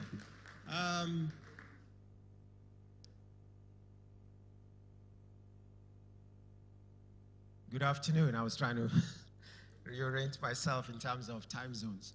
Good afternoon to all of you that are here presently and to our brothers and sisters that are joining us from all over the world. Welcome to the pitch session. I say this is the pitch session because this is for the creative industry, sports and entertainment. And this is all about those that are working in this industry that captures our collective dreams and hopes and aspirations and our stories and presents them not only to us so that we can see ourselves in all our glory, but perhaps poke at our own faults and stretch us to reimagine who we can be. But the other job that we do in the creative industry is that we also collect these, our stories, and show to the world. And Nigerians never leave home. Some of us, yes, live in other countries. I've lived there for decades, for days, for weeks, for years. But inherently, there's that thing that is us that says we never leave home. And that's why whenever there's a call such as this, we come answering, and we are always here to be part of that. So we have 5, I understand, on the list, pictures that will be presenting and asking for our support, investors that are online, investors that are here, and supporters. So let's listen carefully. Let's ask them questions. We have very limited time. But also do know that if there are questions or comments that you have, for those of you joining online, as someone is pitching, go ahead and type your comments, and so that our team can collect these comments. And if we have time, we can surface them. Otherwise, we'll make sure that the comments or questions will get to those that they're supposed to be intended for. My name is Chike Warfare, as been said, and I'm really honored to be your chaperone for this particular session. So let's get going. We'll start with the first, Chinwe King, representing LMG Studios. Yes, sir. Right. Is Chinwe here? Or is she on? Oh, there you go. Oh, come on. Let's have a round of applause as she comes up. 5 minutes, 3 for the actual pitch and 2 for questions. My PowerPoint, not And video. yeah, the technical people, please get her slide. Not the video, the PowerPoint. The PowerPoint presentation. And I think there should be a monitor in front of you. At LAM Studios, we foster innovative and imaginative ideas in every project we undertake, and we are a creative entertainment center based in Abuja, Nigeria. According to the PwC Global and Media Outlook, the film industry in Nigeria is okay. I would have to pitch without my PowerPoint. Good morning or good afternoon, ladies and gentlemen. My name is Chinwe King from LAM Studios, and I'm here to inform you about LAM Studios and also welcome you to a new era of entertainment in Nigeria. I wish my PowerPoint could have been on the screen because it is really amazing and is very detailed. It was sent yesterday as well. It was very detailed on the things I would be talking about today. At LAM Studios, our commitment is to foster innovation and imagination in every project we undertake. We pride ourselves in, sorry about that. 1 second. Yes, yeah, thanks. Let's do that. Yeah, you see, I'm a film director. I just asked if she could swap with someone else so that she can get her technical, because she needs to, you don't get a second chance for a first impression. Right, so let's give her a round of applause for being brave. If you don't mind, let's get the next person. John Mark, are you ready? And that way she can work with the tech people, get her PowerPoint ready, and then when you're done, we have her. So let's give a round of applause to John Mark, please. Just a moment, sir. Please go on, go on. Please, I just want to say, pitchers, please. You can't prepare too much. Confirm that your media is ready. Go and confirm just before you present, please. Thank you. Prettiest thing never ends. Really? We'll always be together like this. And have the truth because the love we share. Yeah, together forever.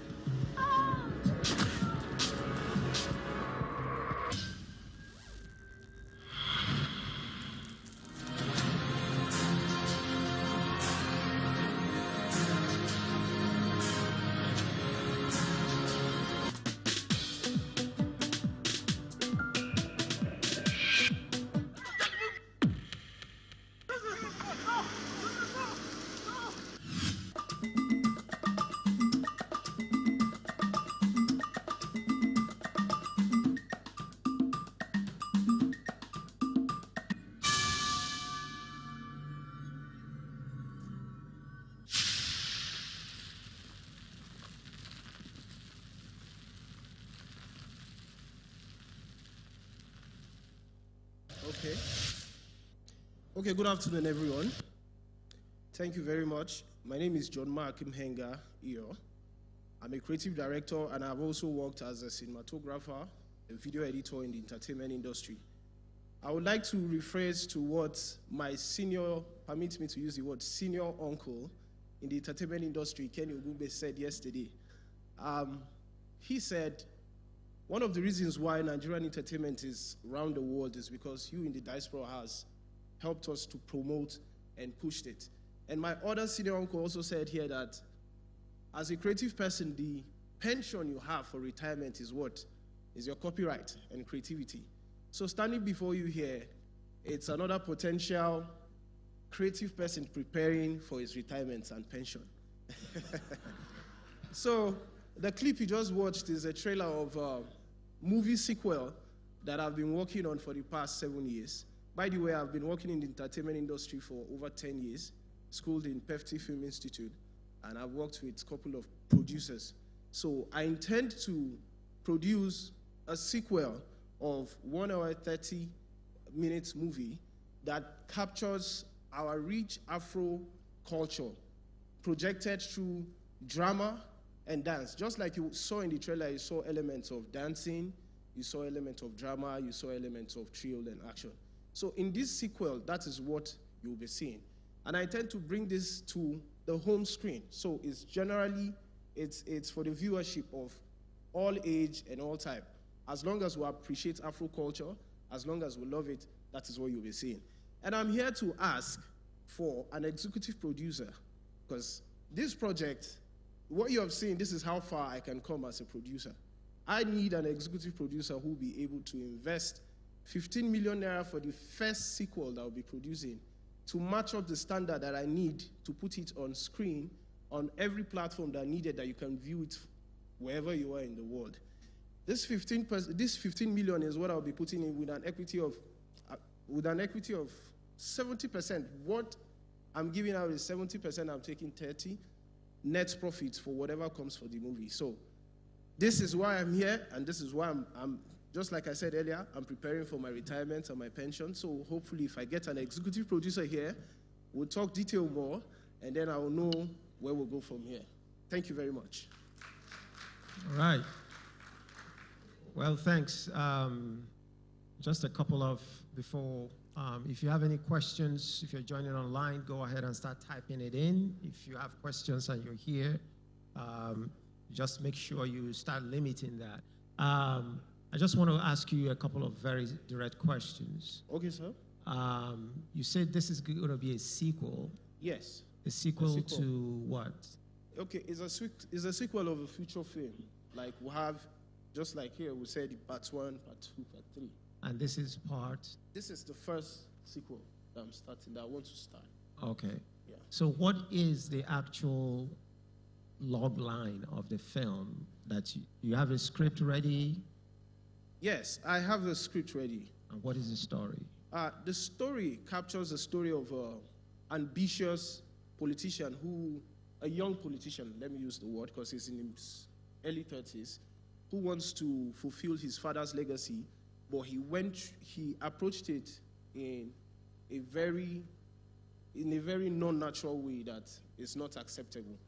On persisting to push with it, he discovered that that was not the best way. So through his interaction with other people in the society, he came to the reality that his methods were wrong. Okay, so that's the story you want to tell through drama and dance? Yes. Okay. And you keep talking about Afro culture.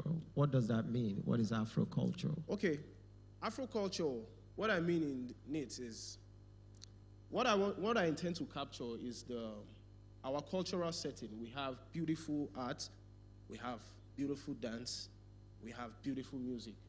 So the traditional method of our dances, which we appreciate in our culture, is what I want to emulate in this movie in an urban way that any child or any person could want to dance with it. So there are circumstances where you have someone visiting a particular village in the story, and in that village there is a culture there is a tradition they appreciate, and he'll be welcomed with it. So instead of just having a scene, maybe a 5-second establishment scene that, oh, this is this village and the rest, I could take like 2 minutes to show you what this village represents. This is what I appreciate, this is their culture, and this is what they do. And you will see it in their expression of dance and music. Okay. So you have your team ready. You said the script is finished?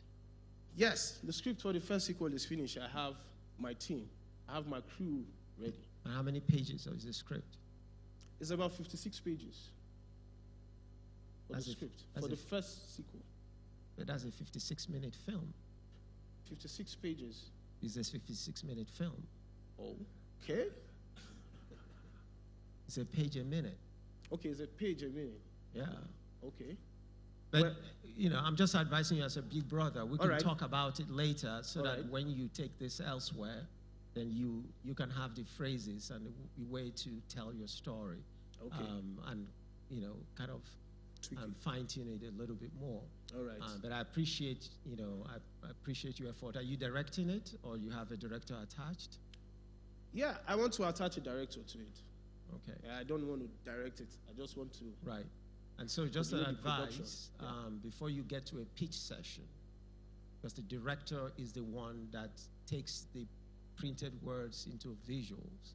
So you have to have a director. You could maybe not have the other folks. That you say, okay, I'm producing, this is the director, you know, then when you get an investor, then we can now begin to fill out the team. Because we want to know, you know, who is going to creatively drive the project. All right? Yeah, sorry, for the one I projected, I directed it, and that is why I came up myself. Yeah. So for the first sequel, I intend to keep it there, but for the other sequels, I don't want to direct them. I want to have other creatives to tell the story. No, I'm just advising you, bro. You know, okay. And I love you, you know, I love where you're going. Yes. The other advice I have for you is pitch the project that you have. Forget about 5-6 sequels down the road and say, I have a project that possibly can be a sequel, you know, whatever, I don't know how you call it, part 3, part 5, part 20. But say, I have this project, it's about, the story is A, B, C, D, and this is what happens. And you need to be able to tell that log line in 30 seconds and get our attention. You know, you paint that picture and we go, whoa, this is crazy, you know? And it's gonna be directed by so person, you know? All right. Any questions? People are just gonna start jumping in, you know? All right. So anyway, let's open it up to questions. Sorry, I knew I took too much time trying to get this running, but any questions from the house? There's a gentleman over there. Hey, I think I know that guy. All right. We meet again, yeah? Yes. Welcome home. Thanks. Okay, I'd like to say, I don't know if Elder KK is here. Okay, please could you stand? Okay, let me say this. Let me brag on you, sir.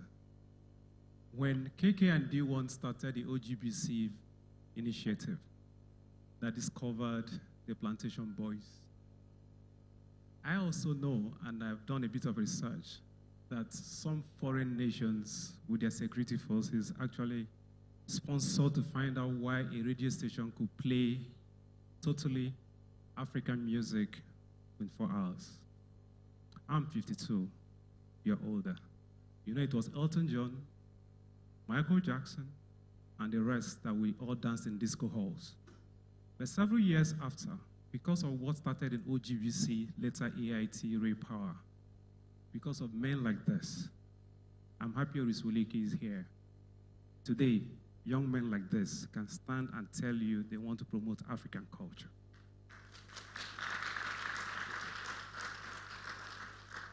And when you and I sat about 3 or 4 years ago in Maitama talking about the Zuma Film Festival, I can imagine how long it's taken. And with NDIS as a platform, and with what we're trying to do with proverbs and culture and so on, Africa has so much content.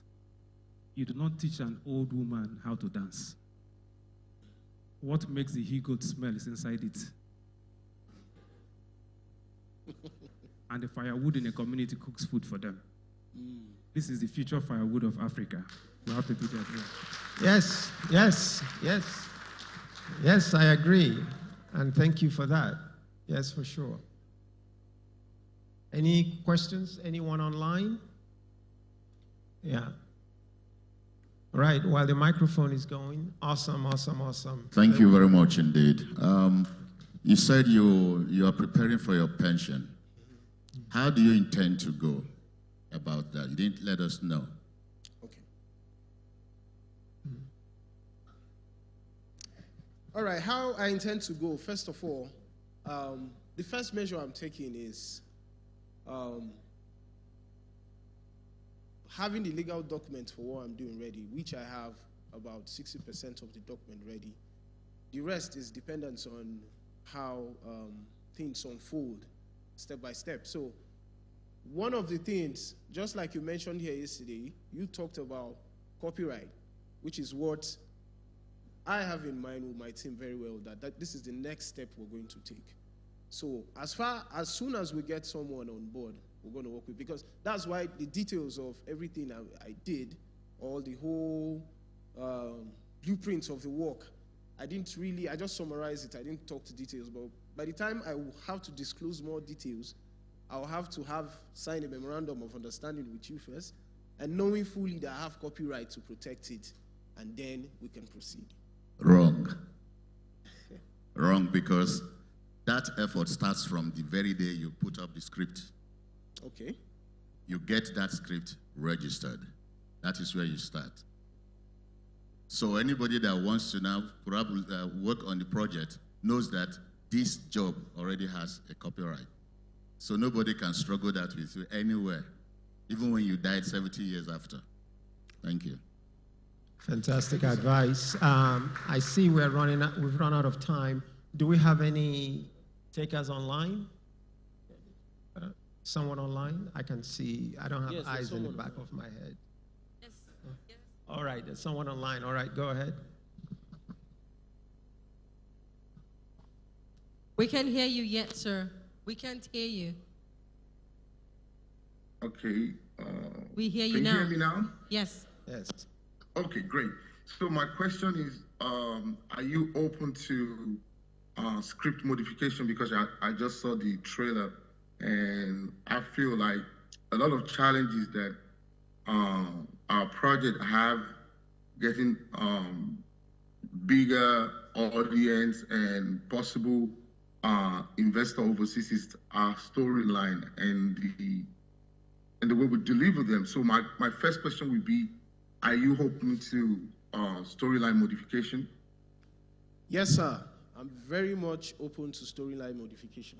I look forward to that. And if you're in the position to help me modify it, you're welcome on board. Very open to it. Yeah, let me commend you. Okay. Thank you for that. And let me just commend you. First of all, you have a very, relatable personality. Thank you very much. Your poise, and you seem to be just adaptable and willing to say yes, and that you're looking for help, and that's very encouraging. And so, Some of us are going to surround you and very make sure much. you succeed. You know, there are still a few steps you need to take, but you seem to be like, sure, come help me. Let's make it happen. And that's the winning spirit. All right? I appreciate it. Thank you very much. Okay, so you're going to get that retirement. Yes, I will. All right, Thank let's you give so you a much. round of... Yes. Yes.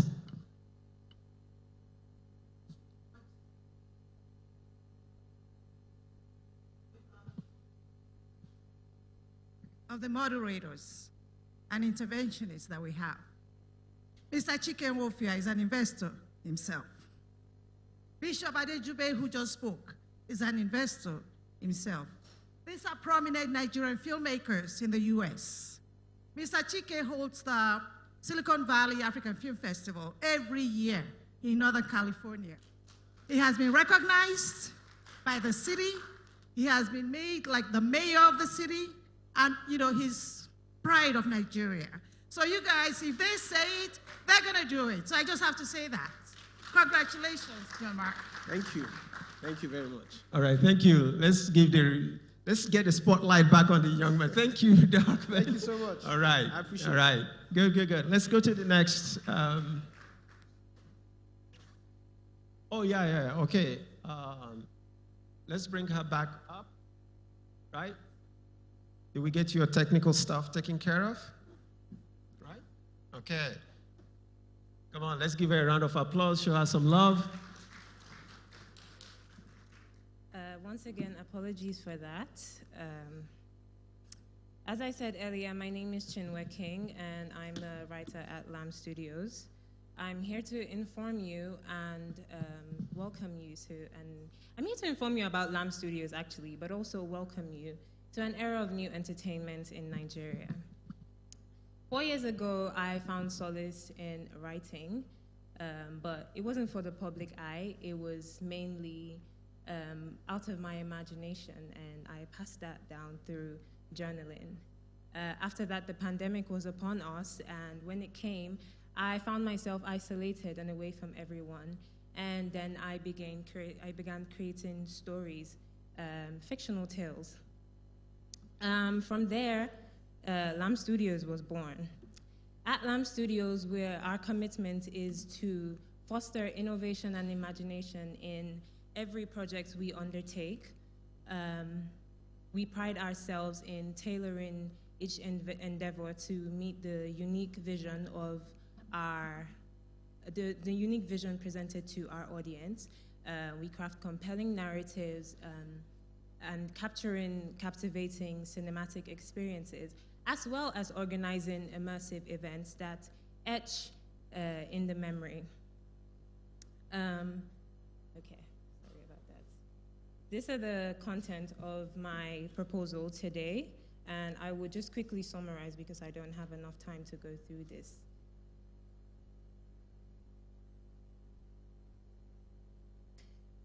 We have some ongoing projects, which is why I am here today seeking investment. Our first one is the TV show that is set to be launched next year. What you can see on the screen are excerpts from the script, and the plan of what it should look like.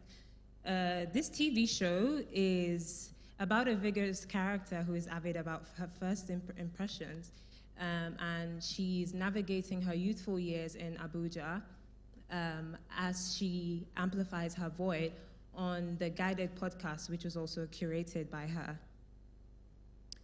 Other than that, coming in December, we also have our very first live read room event. Sorry, I'm a bit nervous, and so I'm skipping through this, and I kind of forgot everything I wanted to say because of the little interruption. But that is fine because I created this PowerPoint, and so I think looking at it is reminding me of all the things I need to say. Here we have other short films and events that are coming up in the next 12 to 36 months. Other than that, there's a detailed budget of what we plan to use your money to do, including our CAPEX and OPEX expenditures when we start. LMG Studios is incorporated already.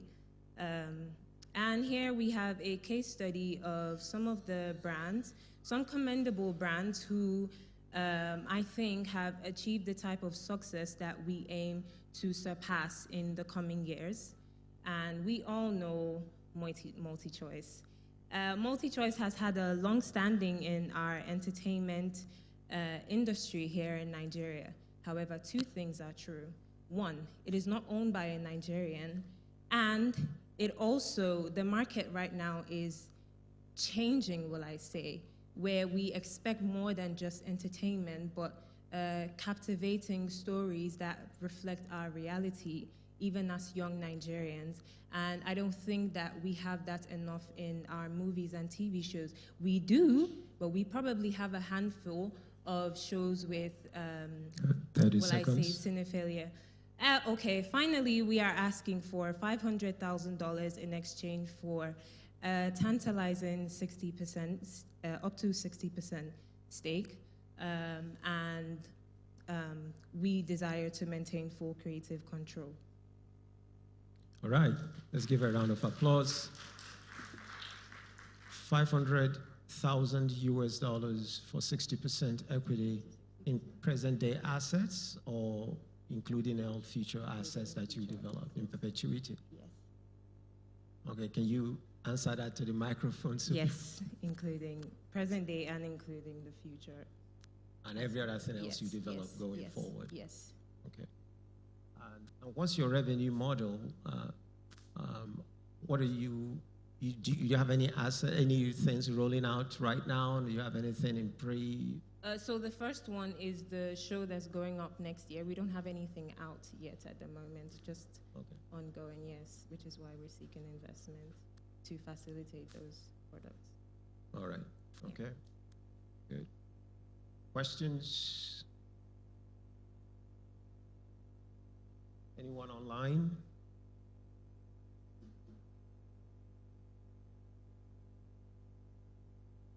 Now, when you look at the different assets you have, like the one going up next year, what genre is it in? And how are you rolling them out? So after the one next year, then there's another one coming next year. Yes, there's another one coming. So the one next year is the first. Before it even premieres, because it's a TV show, if we have the money, there might be short films that come out, because what we're trying to do is to build an audience. And so we're trying to build an audience, and so, or not even just build an audience, to captivate the audience with our products or with our shows and stuff. And so we would be consistent in producing all of that. I don't know the number, over 20 short films that we already have lined up, and about 2 to 3 TV shows. Not all fully scripted, but the stories have been developed and all of that. So I love your presentation. My only advice will be, if you are new in the game, if you are not people like Lancelot that doesn't need to just put up a piece of paper and people will say yes, you know. But if you're new in the game, you might want to look at the different products you have and say which one is my strongest.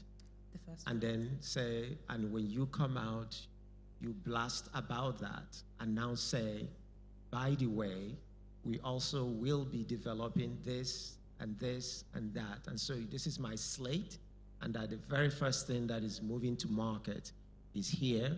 We got a script, we're already in production or we're in pre-production, and you might want to then look at the money you want to raise in bite sizes.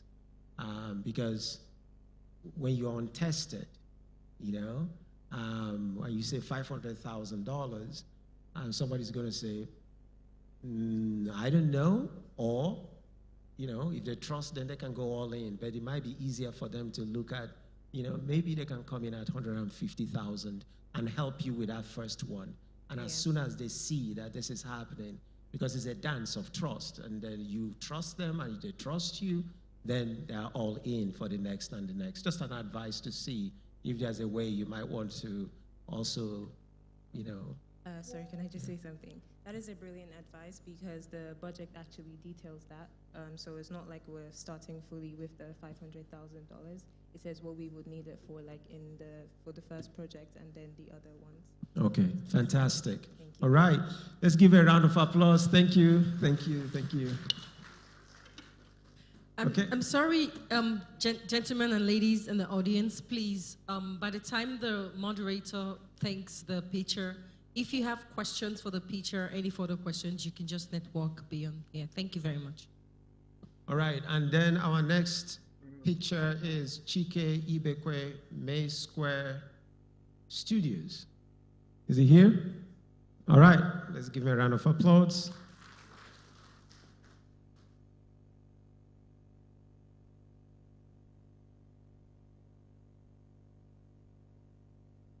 Good afternoon, everyone. My name is Chike Ibekwe. I head May Square Studios. I'm a film director, producer, and a writer. I'm here this afternoon to pitch. I'm requesting for a sum of $500,000 in exchange for. All right, thank you. I'm here to pitch for the sum of $500,000. Could you move the, I should do that myself.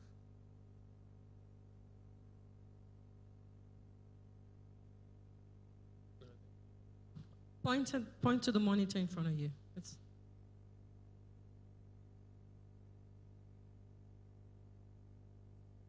Just yell next. All right. So I'm requesting for the sum of $500,000 equity financing for the production of my next feature film titled New Yorker in Nigeria. In exchange for, of course, full investment plus 50% of profit at the end of the cycle of the film, and also an option for investors to be part of the next our next feature film, which is a high concept action thriller. Now, New Yorker in Nigeria.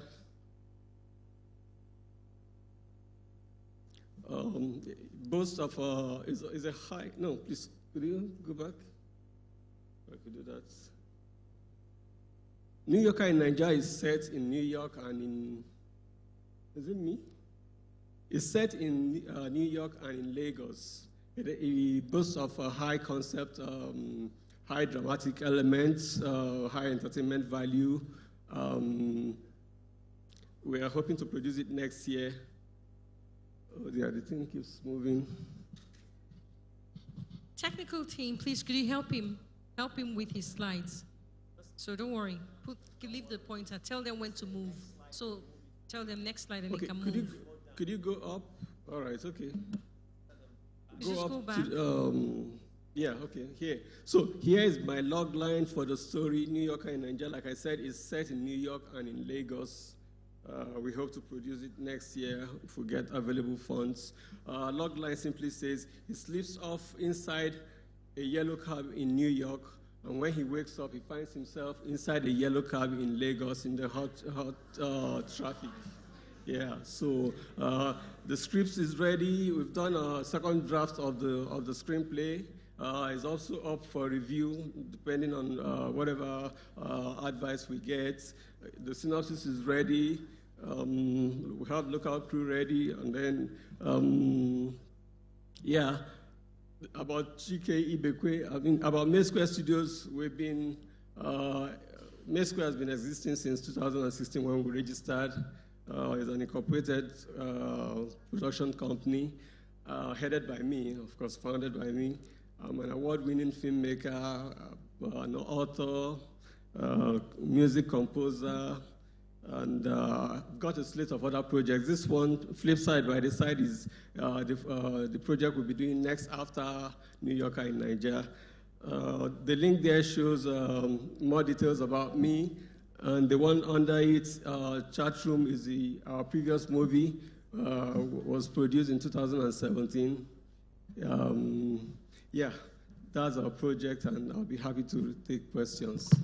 All right. Questions from the audience? I see a hand up here.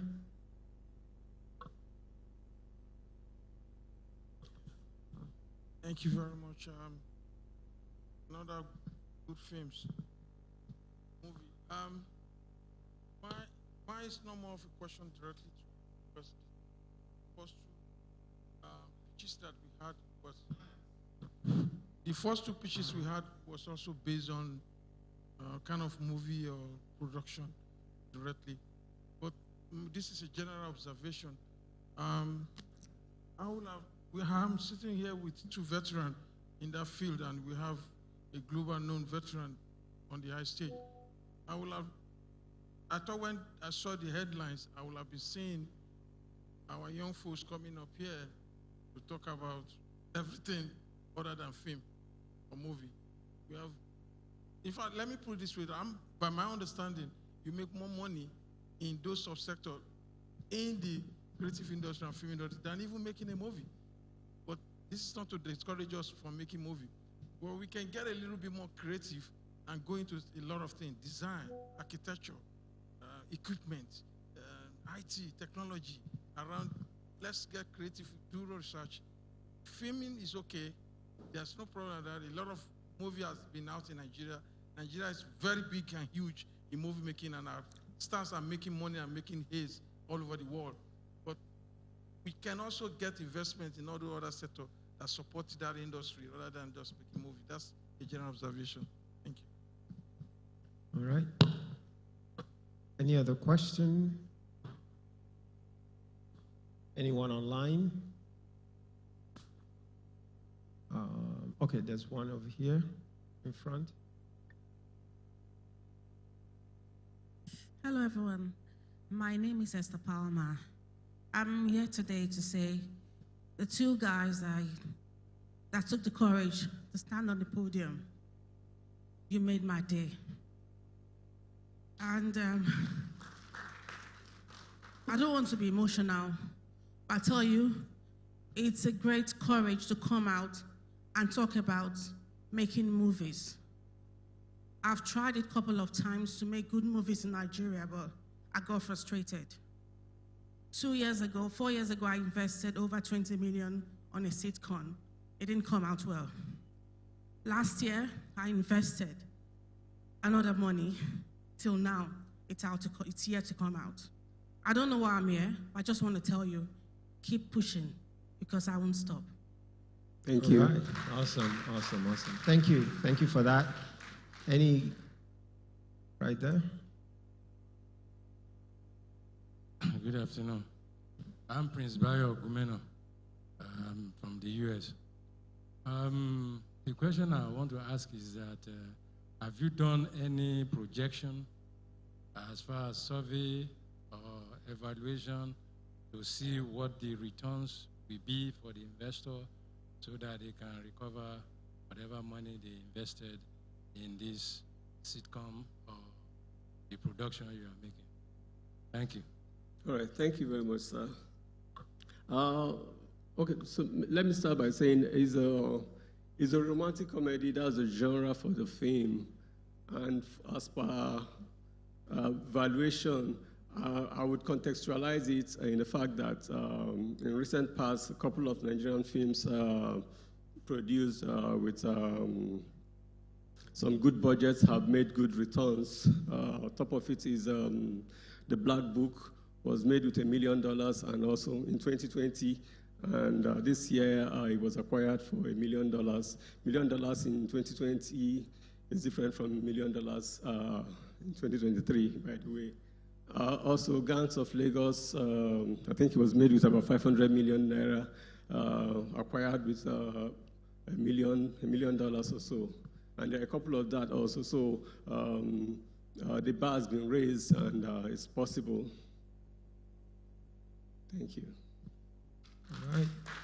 So I have a question. And let's take anything online. I have a question. Yes, I have a question. I can't see you. I don't know where you are. Online? Oh, okay. Sorry. Go ahead. Yes, online. Bishop, go ahead. Okay. Yes, sir. So my question would be, why do you qualify the internet project to be like $500,000? I would rather wish most of our pitchers cost your project, let's start with costing them in the local currency. It's very important you put a lot of factors into that as well. I'm trying to see the narrative behind the costing in dollars. Is it because we have diaspora participation, or that is what you think the project is worth? Then just like the last speaker said, why do you think the projection will bring the intended funding back? And also, the second to the last speaker said something that was very important I wanted to bring to the table. Why are we not looking into, so everybody's talking about film. Personally, I feel like this is the biggest part of this project, this NDIC 3 days program that a lot of people are not attending. Because in today's world, the creative industry can rival the oil industry hands down if we do the right thing. And I can give you numbers. What somebody is offering Ashake just before, less than 6 weeks ago, offering him $200,000 for a 1-hour performance in Abuja. He turned it down. Today he's a Grammy nominee artist. I don't know how many companies in Abuja make $300,000 in 1 hour. We have not discussed about scoring music for this project. Shout out to Babakeke right there. Everybody who is working on any of these movie pictures, please speak to him about getting one of the best hands in the industry to score your project, because your streaming income from those soundtracks can actually outlast the movie itself and bring you more money than you envisage. But my question goes back to the fact that why are we talking 500,000? Why are we quoting in dollars? It's important that I understand that. And just to put this in, the last picture before you, she talked about asking for 500,000 as well for a 60% stake. You just sold the company before you started. I would hope that somebody give you an advice. You can't have creative control if I own the project, because if you allow me to buy the project for 500,000, I own 60% share. I can tell you, you will have less than 20% of the creative control, because I will drive that in such a way that it will bring the economy back to place, because you haven't been there. And from what you described, it's important that your first project should not go that high. So I will leave it at that and let the gentleman answer the question as to why we're talking dollars. Is this film project going to be filmed overseas? If it's going to be shot in Nigeria, why do we have to cost it in dollars? All right, first and foremost, I have a budget breakdown I could share if necessary. But it's in dollars because, like I said, the film is set both in here in Nigeria and the US, set in New York. The characters will have some foreign crew and cast, and then the local crew. So it's a cross-cultural film, right, that would sort of showcase our culture here and then a bit of what happens in New York. As much as it is a romantic comedy, but I can assure you it's a beautiful story. Synopsis is available, but then, you know, yeah. All right, okay. So your 500 million is $500 million? No. No, that's what he was trying to understand. Oh, okay, yeah, I mean, broken down into, oh, yes. $500,000, is that? Is that what you are asking? $500,000. $500,000 US dollars, not 500,000 naira. No. Okay, that's what he wanted to know. Okay, thank you, Bishop. And all right, let's give him a round of applause. Thank you so much. We need to move right ahead. We have two more pictures. Taiwo Oduola,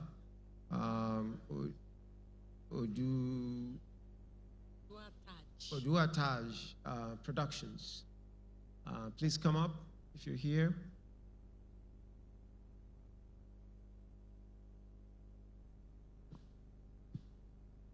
All right, let's get a round of applause, please.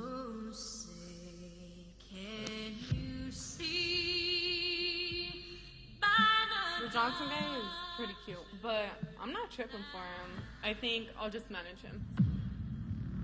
When did you come in last night? You're a little late, Mommy.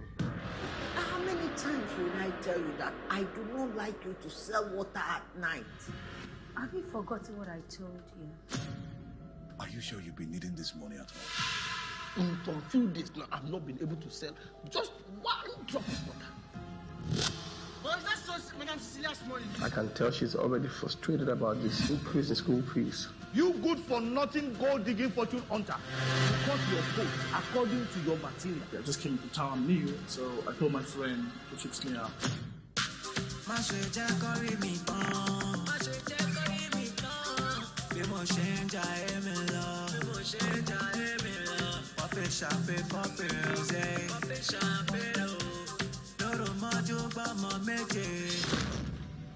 What do you think you are doing? There should be a meaningful shift of focus. And I don't want any kind of distractions, especially from girls. Somebody will come over. That's exactly what I'm thinking. Next time, if you don't stay clear of my map, what's she doing here? This is between you and I. You do not have to involve Nancy in what is there. I want to talk about Becky. I feel that she's everybody's girl, and I'm the one for you. I won't let you ruin my happiness. I'm not going to let you ruin this. He has gone to the States. So this is why Johnson came to break up with me. He broke up with you?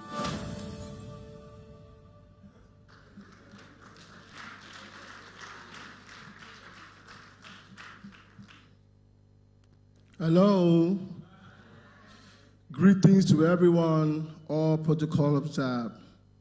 My name is Taiwo Douala, a filmmaker, CEO of Taj Productions and Entertainment Limited, into movies, music, and entertainment, and the founder and president of Afro Awards. Thank you.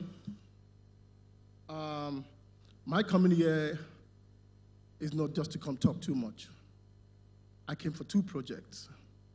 This very one took me 9 years.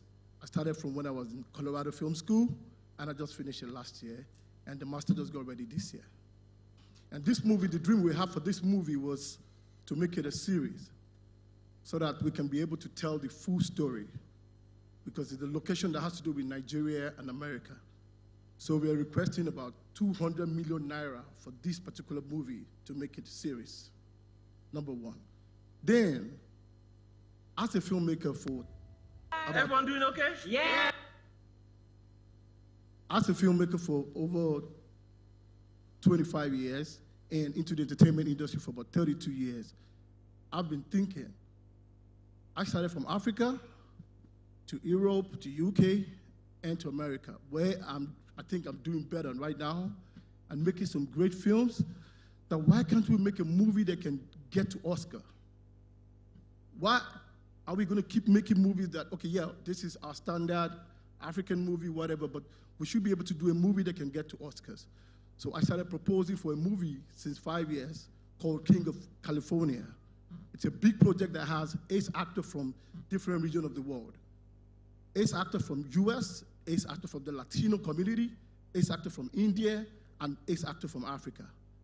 It's like a story, like maybe I'll write by it with something like Slumdog Millionaire. That's an Oscar-winning kind of movie that we're looking for $2 million for. Now, I say this. Why would an American shoot a film like Woman King, a story that belongs to Nigeria? They didn't even shoot it in Nigeria. They shot everything in US, make it like our old film, and then take off all the money. So why can't one of us come up here and say, let's do something that can hit an Oscars? So my dream is, I've been there. I've shot all over the 4 regions. So I need to do a film that is going to hit Oscars. $2 million is the low budget compared to what they shoot with. But the strategy that I have I know with $2 million we can get a good job done with all these 4 ace actors from different angles that I've just mentioned. So I'm here to plead and to request for investors talking about distribution. Like, for example, this movie. When I finished it, I discussed with the marketer. And they were like, oh, we're going to buy it for $100,000, blah, blah, blah. I said, if I have a good platform for distribution, I tell you something, $2 per view times maybe 10 billion views. That's $20 million right there. So why don't we look into the angle of distribution? But we all need funding because this is where my power gets to. So that's all I have to say for now. Thank you. All right, thanks. And so you're asking for $2 million? For the King of California and for this one that we just played, which is an African-Nigerian thing, 200 million naira. So there are two asks. Two projects. All right, 200 million for what you just saw. 200 million Please, can you naira. speak into the mic, Mr. Pitcher? Thank 200 million naira for the trailer. For Dreaming of America. Then for King of California, $2 million. Okay, and the King of California, you're looking for the $2 million investment for the production of that project, but for the Dreaming of America project, 200 million naira for, you said it's finished already, so you're for distribution. For the series, because we want to make it 2 series. I see, for the series. Got you. Thank you. Okay, any questions? Check writers? You can write the 2 million. I know some of you. Anyone online that wants to ask a question? Same question. If it's same question, then we already know it. So let him respond. Heard it. Okay. I have a question. Okay, and then we go online to Bishop. All right. Yeah, the same question is the same. What's the projected returns on this investment? So that, and the time. We are talking about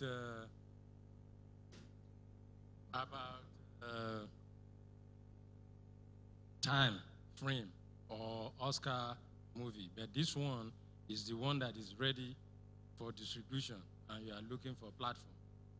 Okay. Yes. And that platform, assuming that you get it, so what is the projected income that we attract an investor to put that 200,000 million naira down? And when should we expect to get his money back and some profit? Okay, like I just said, if we have a strong platform for distribution, for example, talking about streaming online, and we have $2 per view, having the movies on all platforms like Amazon, Tubi, and the likes of them, and with a big-time publicity, we have minimum of 10 million streams at $2 per view. That's about $20 million. Okay, so what you're saying, you're raising the funds to set up a distribution platform. Exactly. Okay, so, so we know, okay. So Bishop, we're coming to you online to... Okay, there you go. So thank you, Mr. Oduala. So my first question would be, why are you not working with the existing streaming platforms like Tubi, Netflix, Amazon, QB, and the rest? That would be my first question, because engineering a new platform will take time. You might exhaust all this funding on setting up infrastructure and networking for these new platforms. So my second question would be, the Oscar project. Typically in America, you write actors into role when you pitch in your pitch deck. So do you think you have one or two people in mind that you think their existence on your pitch deck will attract investors to say, this guy has a face that will bring the revenue back for this investment? Do you have anything like that? Those are my questions. Yes. For the 4 A's actors that we're working on, we have Forrest Whitaker and Sherry Shepard. For the King of California. Say again? Forrest Whitaker and Sherry Shepard. For the Ace actor from America. We're also looking at the lady for the Latino called Tavares Marcel. And from the India, we are on target for either we go for Amitabh Bachchan or another younger one that will be a little bit cheaper if we can get Amitabh Bachchan. So we're already going on that, working that gradually as we progress into that. Then your second question, we have been talking with distributors abroad already. I just have some of my movies on Tubi. I also have some of my movies on Amazon. But the truth is, you have to go through an agent. And when you go through an agent, you are not even sure of getting exactly the deal that you strike. Mostly, they don't even try to invest in publicity. They just put the film there. They know minimum. They get maybe like maximum 500,000 views, 800,000 views, and they're okay. But you know the projection on what you have. And guess what? Most of these platforms are not even in Nigeria. Most people cannot watch Tubi in Africa. That's the first problem I have, because my content has to do with more of Africans. But most people cannot see Tubi, cannot see Peacock. And the two big platforms that they can see in Africa and Nigeria now is being monopolized. I can say that. Before you can get your movie on probably Netflix Nigeria or you get it on Amazon Nigeria, you go through a lot. There's monopoly in it. They have their own team. They have their own people they want to give to. So when you can create your own platform, just like Tyler Perry did, he knew something was getting wrong, and he got the budget, and he moved on. Yeah, sorry. I don't mean to, because we're running out of time, but let's not get off the rails. So that's that. Thank you. I think we have a question, another question online as well. So let's make sure we. I understand there's someone else online that wants to chime in.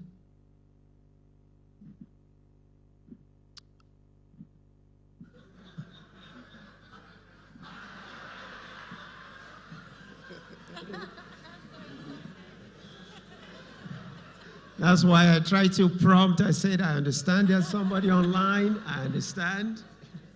Oh, yeah. Okay. All right. You are on. Go ahead. All right. My name is Mohamed Tumon Mindela. I'm from Biu, Borno State, Nigeria. What I'm asking for is, I'm just a writer that I have a book, but surely he's not on the market site. And I need my respected colleagues that are on the blog to have at least give me some advices so I can get myself in Amazon's and other. I see. Okay. Yeah, what we'll suggest is, can you type that in a chat and with your information, and I'm sure we'll figure out a way to reach out to you and see how we can offer you support. But appreciate it. Is there someone else still online? Okay. So let's show this brother some love. You're very ambitious to talk about Forrest Whitaker and Sherry Shepherd for a $2 million film. When you make that happen, come talk to me. Okay. All right, let's give him a round of applause. Keep going. Thank you, everyone. All right, appreciate it.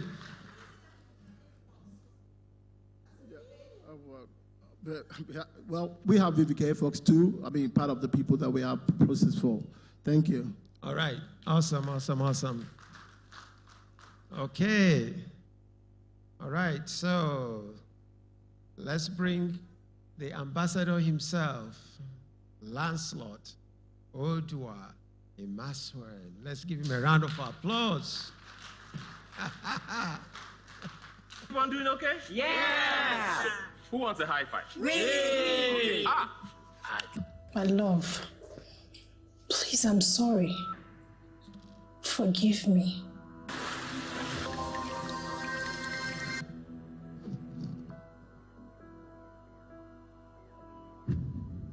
Do you want to destroy it?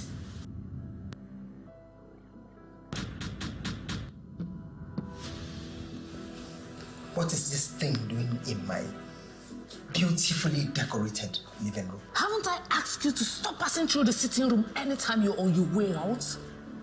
Haven't I? Even after being chased away from your matrimonial home because of him? She's a blessing. The reason why people respect and call you somebody's father. Don't be too hard on her. No one has the right to hate you, okay? That's not them. He's alive, just not. I think we need to resume our seminars, our workshop, and our sensitization for these parents. Lastly, I think the operative word should be intensify.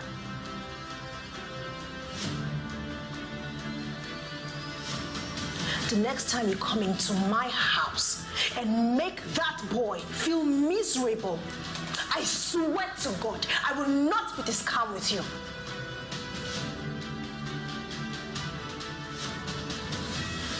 Can you imagine a husband thinking, we've been married for 5 years and we do not have children because we want to be happy? Who is happy without children? Come on, give my remote. What do you want? I'm going to make life unbearable for you in this house. You think you can reap where you did not sow? Oh, please! Please, woman! Deal with it! Deal with it! I have been married into this house as well by Megida to give him real children, and not that imbecilic child of yours. All right, today I'll be taking you on manicure and pedicure vacation.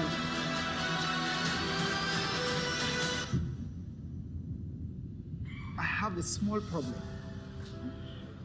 They have not been paying our salaries for a very long time. And I am in a problem because I need some money to travel.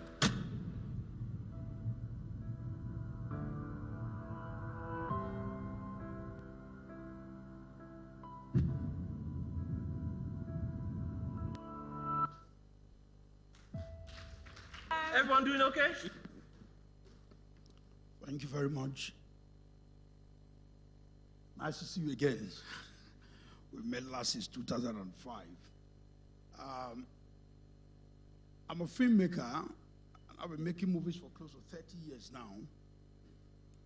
And I stand here to say that this is the most emotional piece I've been involved in my entire life as an artist.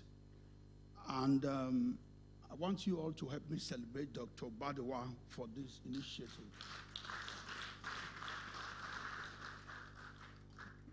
The trailer you just saw is beyond a film because it was the first time in my career that I was having the opportunity to gather children, human beings like us, suffering cerebral palsy, autism, Down syndrome, seizure disorder, and several others.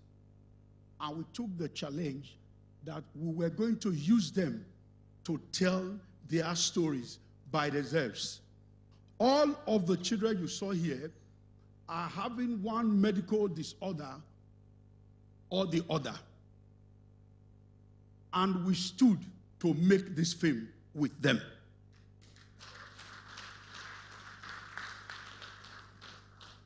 Presented by Royal School of Educational Therapy Foundation. While on set, we could several times when some of them get seizure. It was the first time I was experiencing stuff like that.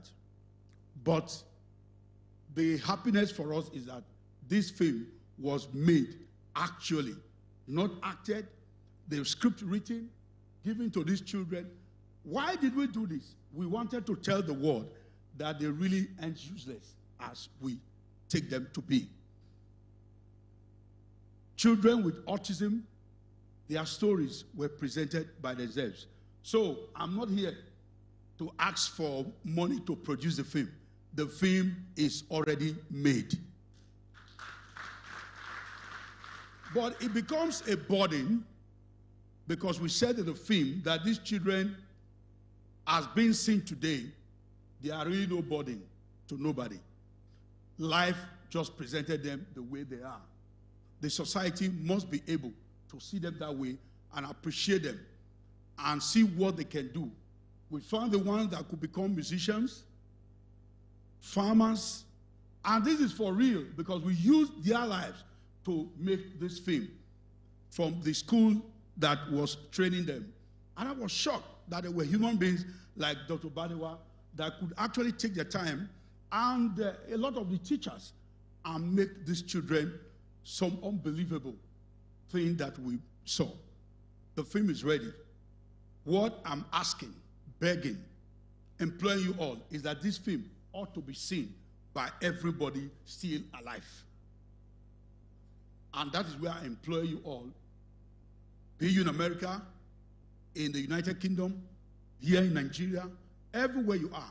We want to be able to premiere this movie, present it everywhere, have screenings of this film to everybody to see, with this message that these children aren't burdens at all, and that in everything there is something.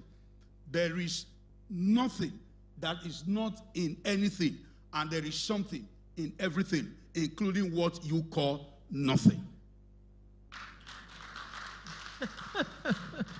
So I'm sure next year at the Silicon Valley Film Festival, our brother here will be able to present this to people, that these are Nigerians, these are our children, that inside their inabilities, as they seem, there are a lot of abilities.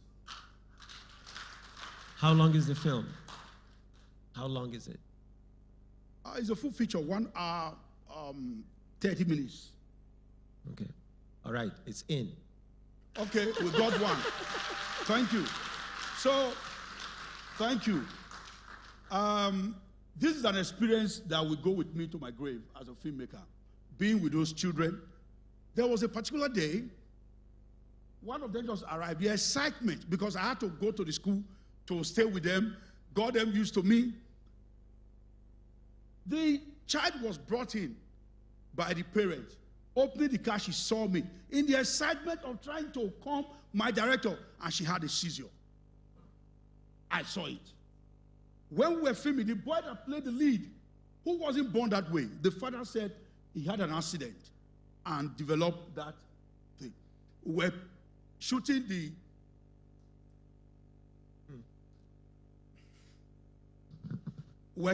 emotion, the football scene.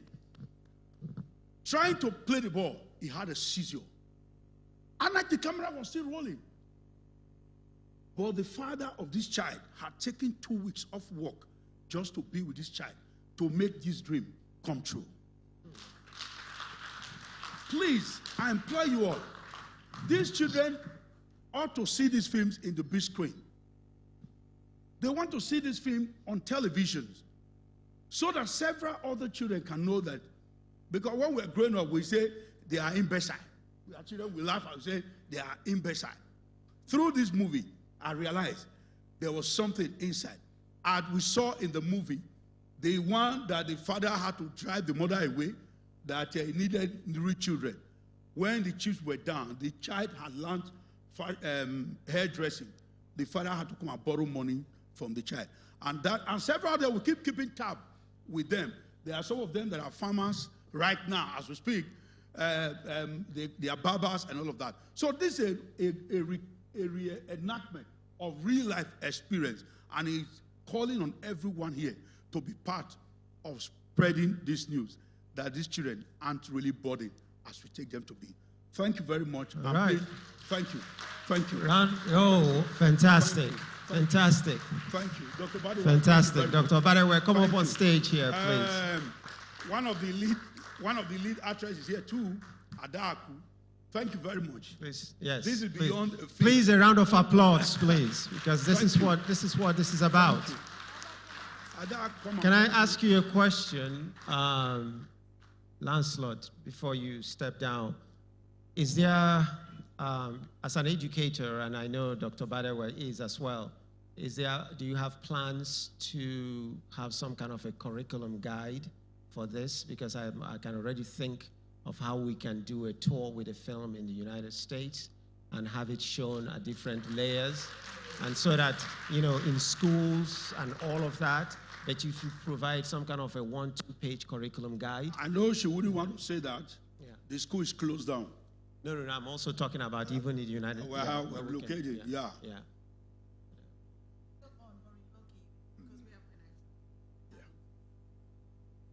Thank you so much. What a wonderful way to close out this particular session. Are there any comments online? I know there are so many comments here, but I know everybody wants to say something. When you stand up, show us your checkbook, And then, no, I'm just kidding. All right, we're gonna give numbers. We're gonna take only 3, unfortunately, please, because time is of the essence, and we cannot afford. We have 1, we have 2, we have. I love Niger. You know, you've spoken before, ma'am. There's somebody who hasn't spoken at all before. We got to give somebody a voice.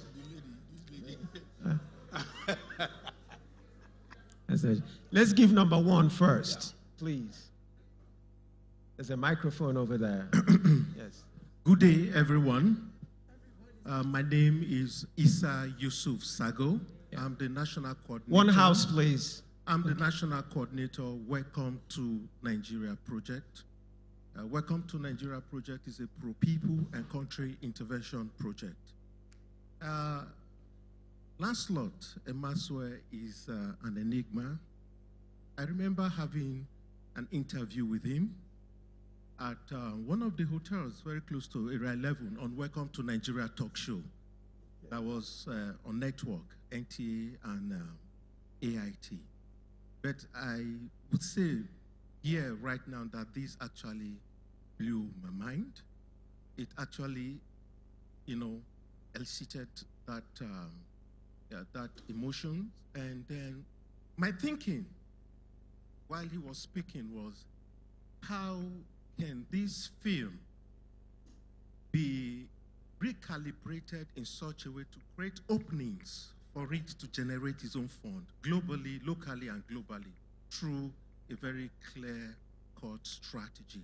Now I can even understand that the school is even closed.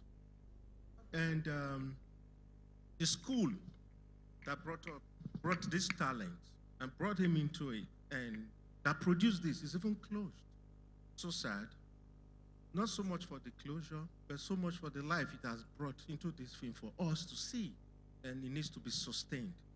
Thank you, sir, for creating that opportunity for it to be shown across the United States.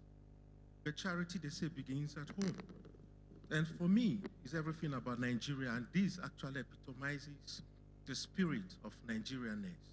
And if that is so, how can the approach be domesticated in such a way that it can be used to source for funding? And I think Nigeria Diaspora Summit or NITCOM should play a very critical role with other partners to create that opening for people to buy in, for people to donate, to contribute for the cause, so that the school can come back to life, so that Emaswe can breathe that freshness and that spirit to spread this message with that talent to other aspects of the sector that needs things like this. Like I will say this, sir, that on my own part, we are having, I will round this up. On my own part, we are having the Enjoy Nigeria Expo next year, which constitute 6 main content: Taste of Nigeria, Images of Nigeria, and blah, blah. For the Images of Nigeria, there's a film category. Seeing this, we need to promote that consciousness, that we care for our own people. Can I, if you don't mind, sir? Okay, yeah, it's going far too long. Sorry, yeah, let me not go too long, but I have actually made my point clear. Okay, yeah, so thank you very much. Thank you so much. Thank you. Let me just clarify. The school is not closed, but we relocated. And the reason being that, as we said on, I think it was Monday, I pretty much fund everything, almost everything at the school. I get paid, I use my salary to fund the school, and it's been getting kind of hard. So that's why we had to go to a different location. So, yeah. We're not closed. And I think to his point, this film will be a possible very good tool to use as a fundraiser. Right. And that's so our that hope. we can have screenings across the country. And if I may say, please, I have to give these people credit. They did not get a single kobo for the work they did. All the Nollywood actors, you saw them, Nuhu Ribadu, you can mention all of these people. These are famous Nigerian filmmakers. And the people, the technical crew, nobody got paid a single penny to make this movie. Thank you. Thank you, thank you. All right, so 1 second. The lady in the back, yes, you. Can you give her the microphone? Afternoon. My name is Taiwo Adekoye. My own is a Taiwo Adekoye documentary. I do documentaries for the diaspora, diaspora-related documentaries. Okay. Now, my point is that not everybody will see the screening when you show it around in America, but some people will see it on their business platforms through documentaries. I have done documentary for countries and all that. So I am going to do a documentary on this film to support Dr. Badewa will work with me, so that people on the different business platforms in the diaspora can see it, and the message will be passed that way. That's my own support. Thank you. All right, great. Okay. We come to you, sir, and then Kachi, I see you and I see you. Come over here. Okay. Yeah, thank you very much. Stay right here. 1 minute. Dr. I'm still right here. Badewa. Yes, we're still going to come to you, Bishop. Don't worry. There was a presentation, I think, that touched on the school on the first day. And thereafter, I think I had a conversation with you. I am involved with an educational institution, amongst other things. And we have a department for special needs. And what I've come to discover or find out is that there's no information, there's no platform, for enlightenment of parents and for exposing that these children are actually not a burden to their parents or to the society. It doesn't exist. In fact, a lot of parents don't even know of the existence of institution and other support platform. So while we thank you for the opportunity being provided for this film, to be shown outside of Nigeria, I also believe, just like the last speaker has said, that we need a lot of exposition and enlightenment at home here for the parents to be encouraged to bring out these children, into setting where their potentials.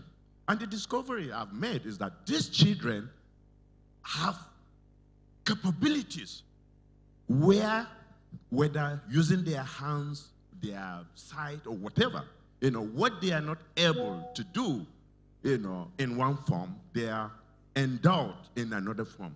And the parents just need to be encouraged to support them. And of course, I believe there are so many other institutions locally who can support such initiatives, and these children and the institution that try to support them through their CRS, that they carry out every year. Thank you. Thank you. Okay, hand over to the lady behind you, and then when you finish, you hand over to Kachi, and then we go online and talk to the bishop, and we close it out. I just want to use the medium to... 30 seconds, please. Yeah, to plead with the government. I want to be a mother of a child living with disability. My son is 18 years today. He's on wheelchair, and I tell him if he cannot stand up, you make impact. So for you to come out to do this for people living with disability, the government needs to be involved and to make, especially the parents. I thank God I live in United States and I know the impact. That's why I'm here today, happy. They need to make them happy. Thank you. Thank you very much. Lancelot, I thank you. I thank you. I know the story. I know Dr. Badewa is somebody I've worked with for years. My role is more in education, in helping with awareness.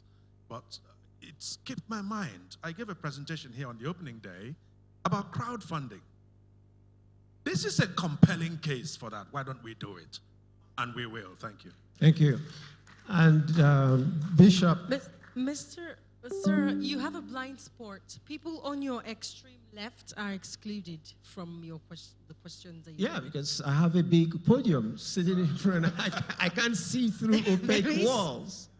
I need people on the floor to help manage. If you allow me to hand the microphone to one person? Sorry? Would you allow me to hand the microphone to one person? Yeah, I just want the bishop to be on standby so that, okay. So I would like to congratulate you. It's a fantastic job. God bless you for the work you've done. And I would like to say that we really need this spread around the country, Nigeria, because there's a stigma attached to disabled children. And you need to show around the country that they can be useful. They shouldn't be hidden away. Like in the North, most of them are used for begging. You know, they don't teach them skills. They don't become a good part of society that would impact people's lives in society. Please, well done. God bless. And I hope the proceeds of this movie in America, when you show them, go into her school. God bless you all. Thank you. Thank you. Okay, can I go online now to Bishop? Yes, please, sir. Okay. You're on. Okay, thank you very much. Can you hear me? Yes. Okay, great. Dr. By the way, thank you so much. Chief Imaswed, you have touched something very touchy. I work directly with the Georgia State Sickle Cell Foundation. We do a lot of projects in Nigeria. And I've done a project with the Georgia Tech Terry Business School called Differently Abled. I'm just going to do something right quick. There is a gentleman in that hall, wonderful man, Honorable Kunle Masha. Please stand up if you, I know you're still there. Honorable Kunle Masha, is he standing up in the audience? Okay, great. Honorable Masha knows the House Committee, the House Committee on Poverty Alleviation. He knows the deputy chairman. I would like him to introduce Chief Imasuen to him today. One, they are from the same state too. There's a funding for what you are doing through government poverty alleviation program. We need to get the networking rolling, even from Nigeria. We're not going to wait. What you have done should be this movie, this film should be in every library in Nigerian schools, public schools. So we're going to get the involvement of Universal Basic Education Commission and even through the office of the Honorable Minister. Honorable Billy Osawaru will take you to the Honorable Minister. I don't know why this is happening, but it will go faster than you think. It's important. This is our core area. This is what every project we do, we always, as a matter of fact, give up to 50% in helping people that are, we call them differently abled. They are wonderful people. They are just differently abled. And that's the way I see. So I'm passionate about this. And we're going to give you every support all the way that we can. Even the Black History Month in the US next year, I will discuss with Dr. Badu. I will see how we can get you into schools in America, high schools, and several even not-for-profit organizations that sponsor projects like this. We'll start tapping them on your behalf. I say kudos and thank you for what you're doing. All right, fantastic. Thank you so much. And let's have another round of applause. Please, please. We're going to need to close this. We can't keep going. There are so many hands up. Okay, we take one, then we're going to take another one, and we take another one. We are closing this session. My name is Chike Warfare. Let me say I thank something you right quick. all for being brilliant. If you have any question or comment, they're here. Talk to them. We can't just get everybody, and unfortunately, I have so much I still want to say too, but I'm not going to say that. I just need to close out the session so we can respect the next session that is coming up. I thank you all. Thank you for your brilliance. Thank you for continuing doing your work. Thank you all. And this brings my session to a close. And now some people are going to eat me alive when I go down there. Because all right, thank you so much. Thank you so much, sir. This is the longest pitching session over the past 3 days. And I doubt there is anyone here who would complain. I noticed a couple of people who were moved to tears on account of this session. Not only women, I saw some men too. And this is amazing. I have a nephew who's 21 who became autistic at 5. And he's at home. He's very intelligent. But he's at home because we really don't have places where he can be managed appropriately. I'm in the education sector as well. I've been in the media for over the years, but my primary love, what makes me wake up every day, is education. And it's amazing the number of young people who are in this spectrum and who a lot of schools do not know how to handle. So this is beautiful. I do love that a lot of people here are desirous to support. Thank you, Ms. Taiwo, for that. The documentary will go a long way. The more people know about this, the more it is normalized. These people are as much as human as we all are, right? And someone said something interesting to me. Are you aware that there are many highly placed people whose only sons or only children are in this spectrum, differently abled, and they are keeping them at home? There are many of them. This means that we can call up support for this project. This means that this can become an agenda and can be taken more seriously, because the people who suffer the most are those who are in the lowest cadre, and it does not have to be so. Thank you once again, ladies and gentlemen, for your patience and through this pitching session. We were supposed to have lunch break, but I have canceled it. Now, we cannot, at this rate, we cannot go on lunch break at this rate right now. We would quickly run through the mining session, mining and energy pitching session. There are just 3 pitches plus 1. 3 pitches plus 1. 1 pitch coming in from, I think it came in from yesterday, is automobile, and we looked for the best pitching session to put it into, and what better than where there is creativity and crafting. So mining and energy. I would like to call on the moderator, Dr. Omonio Otanocha. This sounds Benue. Please, a round of applause as he comes. Federal University of Petroleum and Resources, Efuru, and he's the MD CEO, Fupre Energy Solutions Nigeria Limited.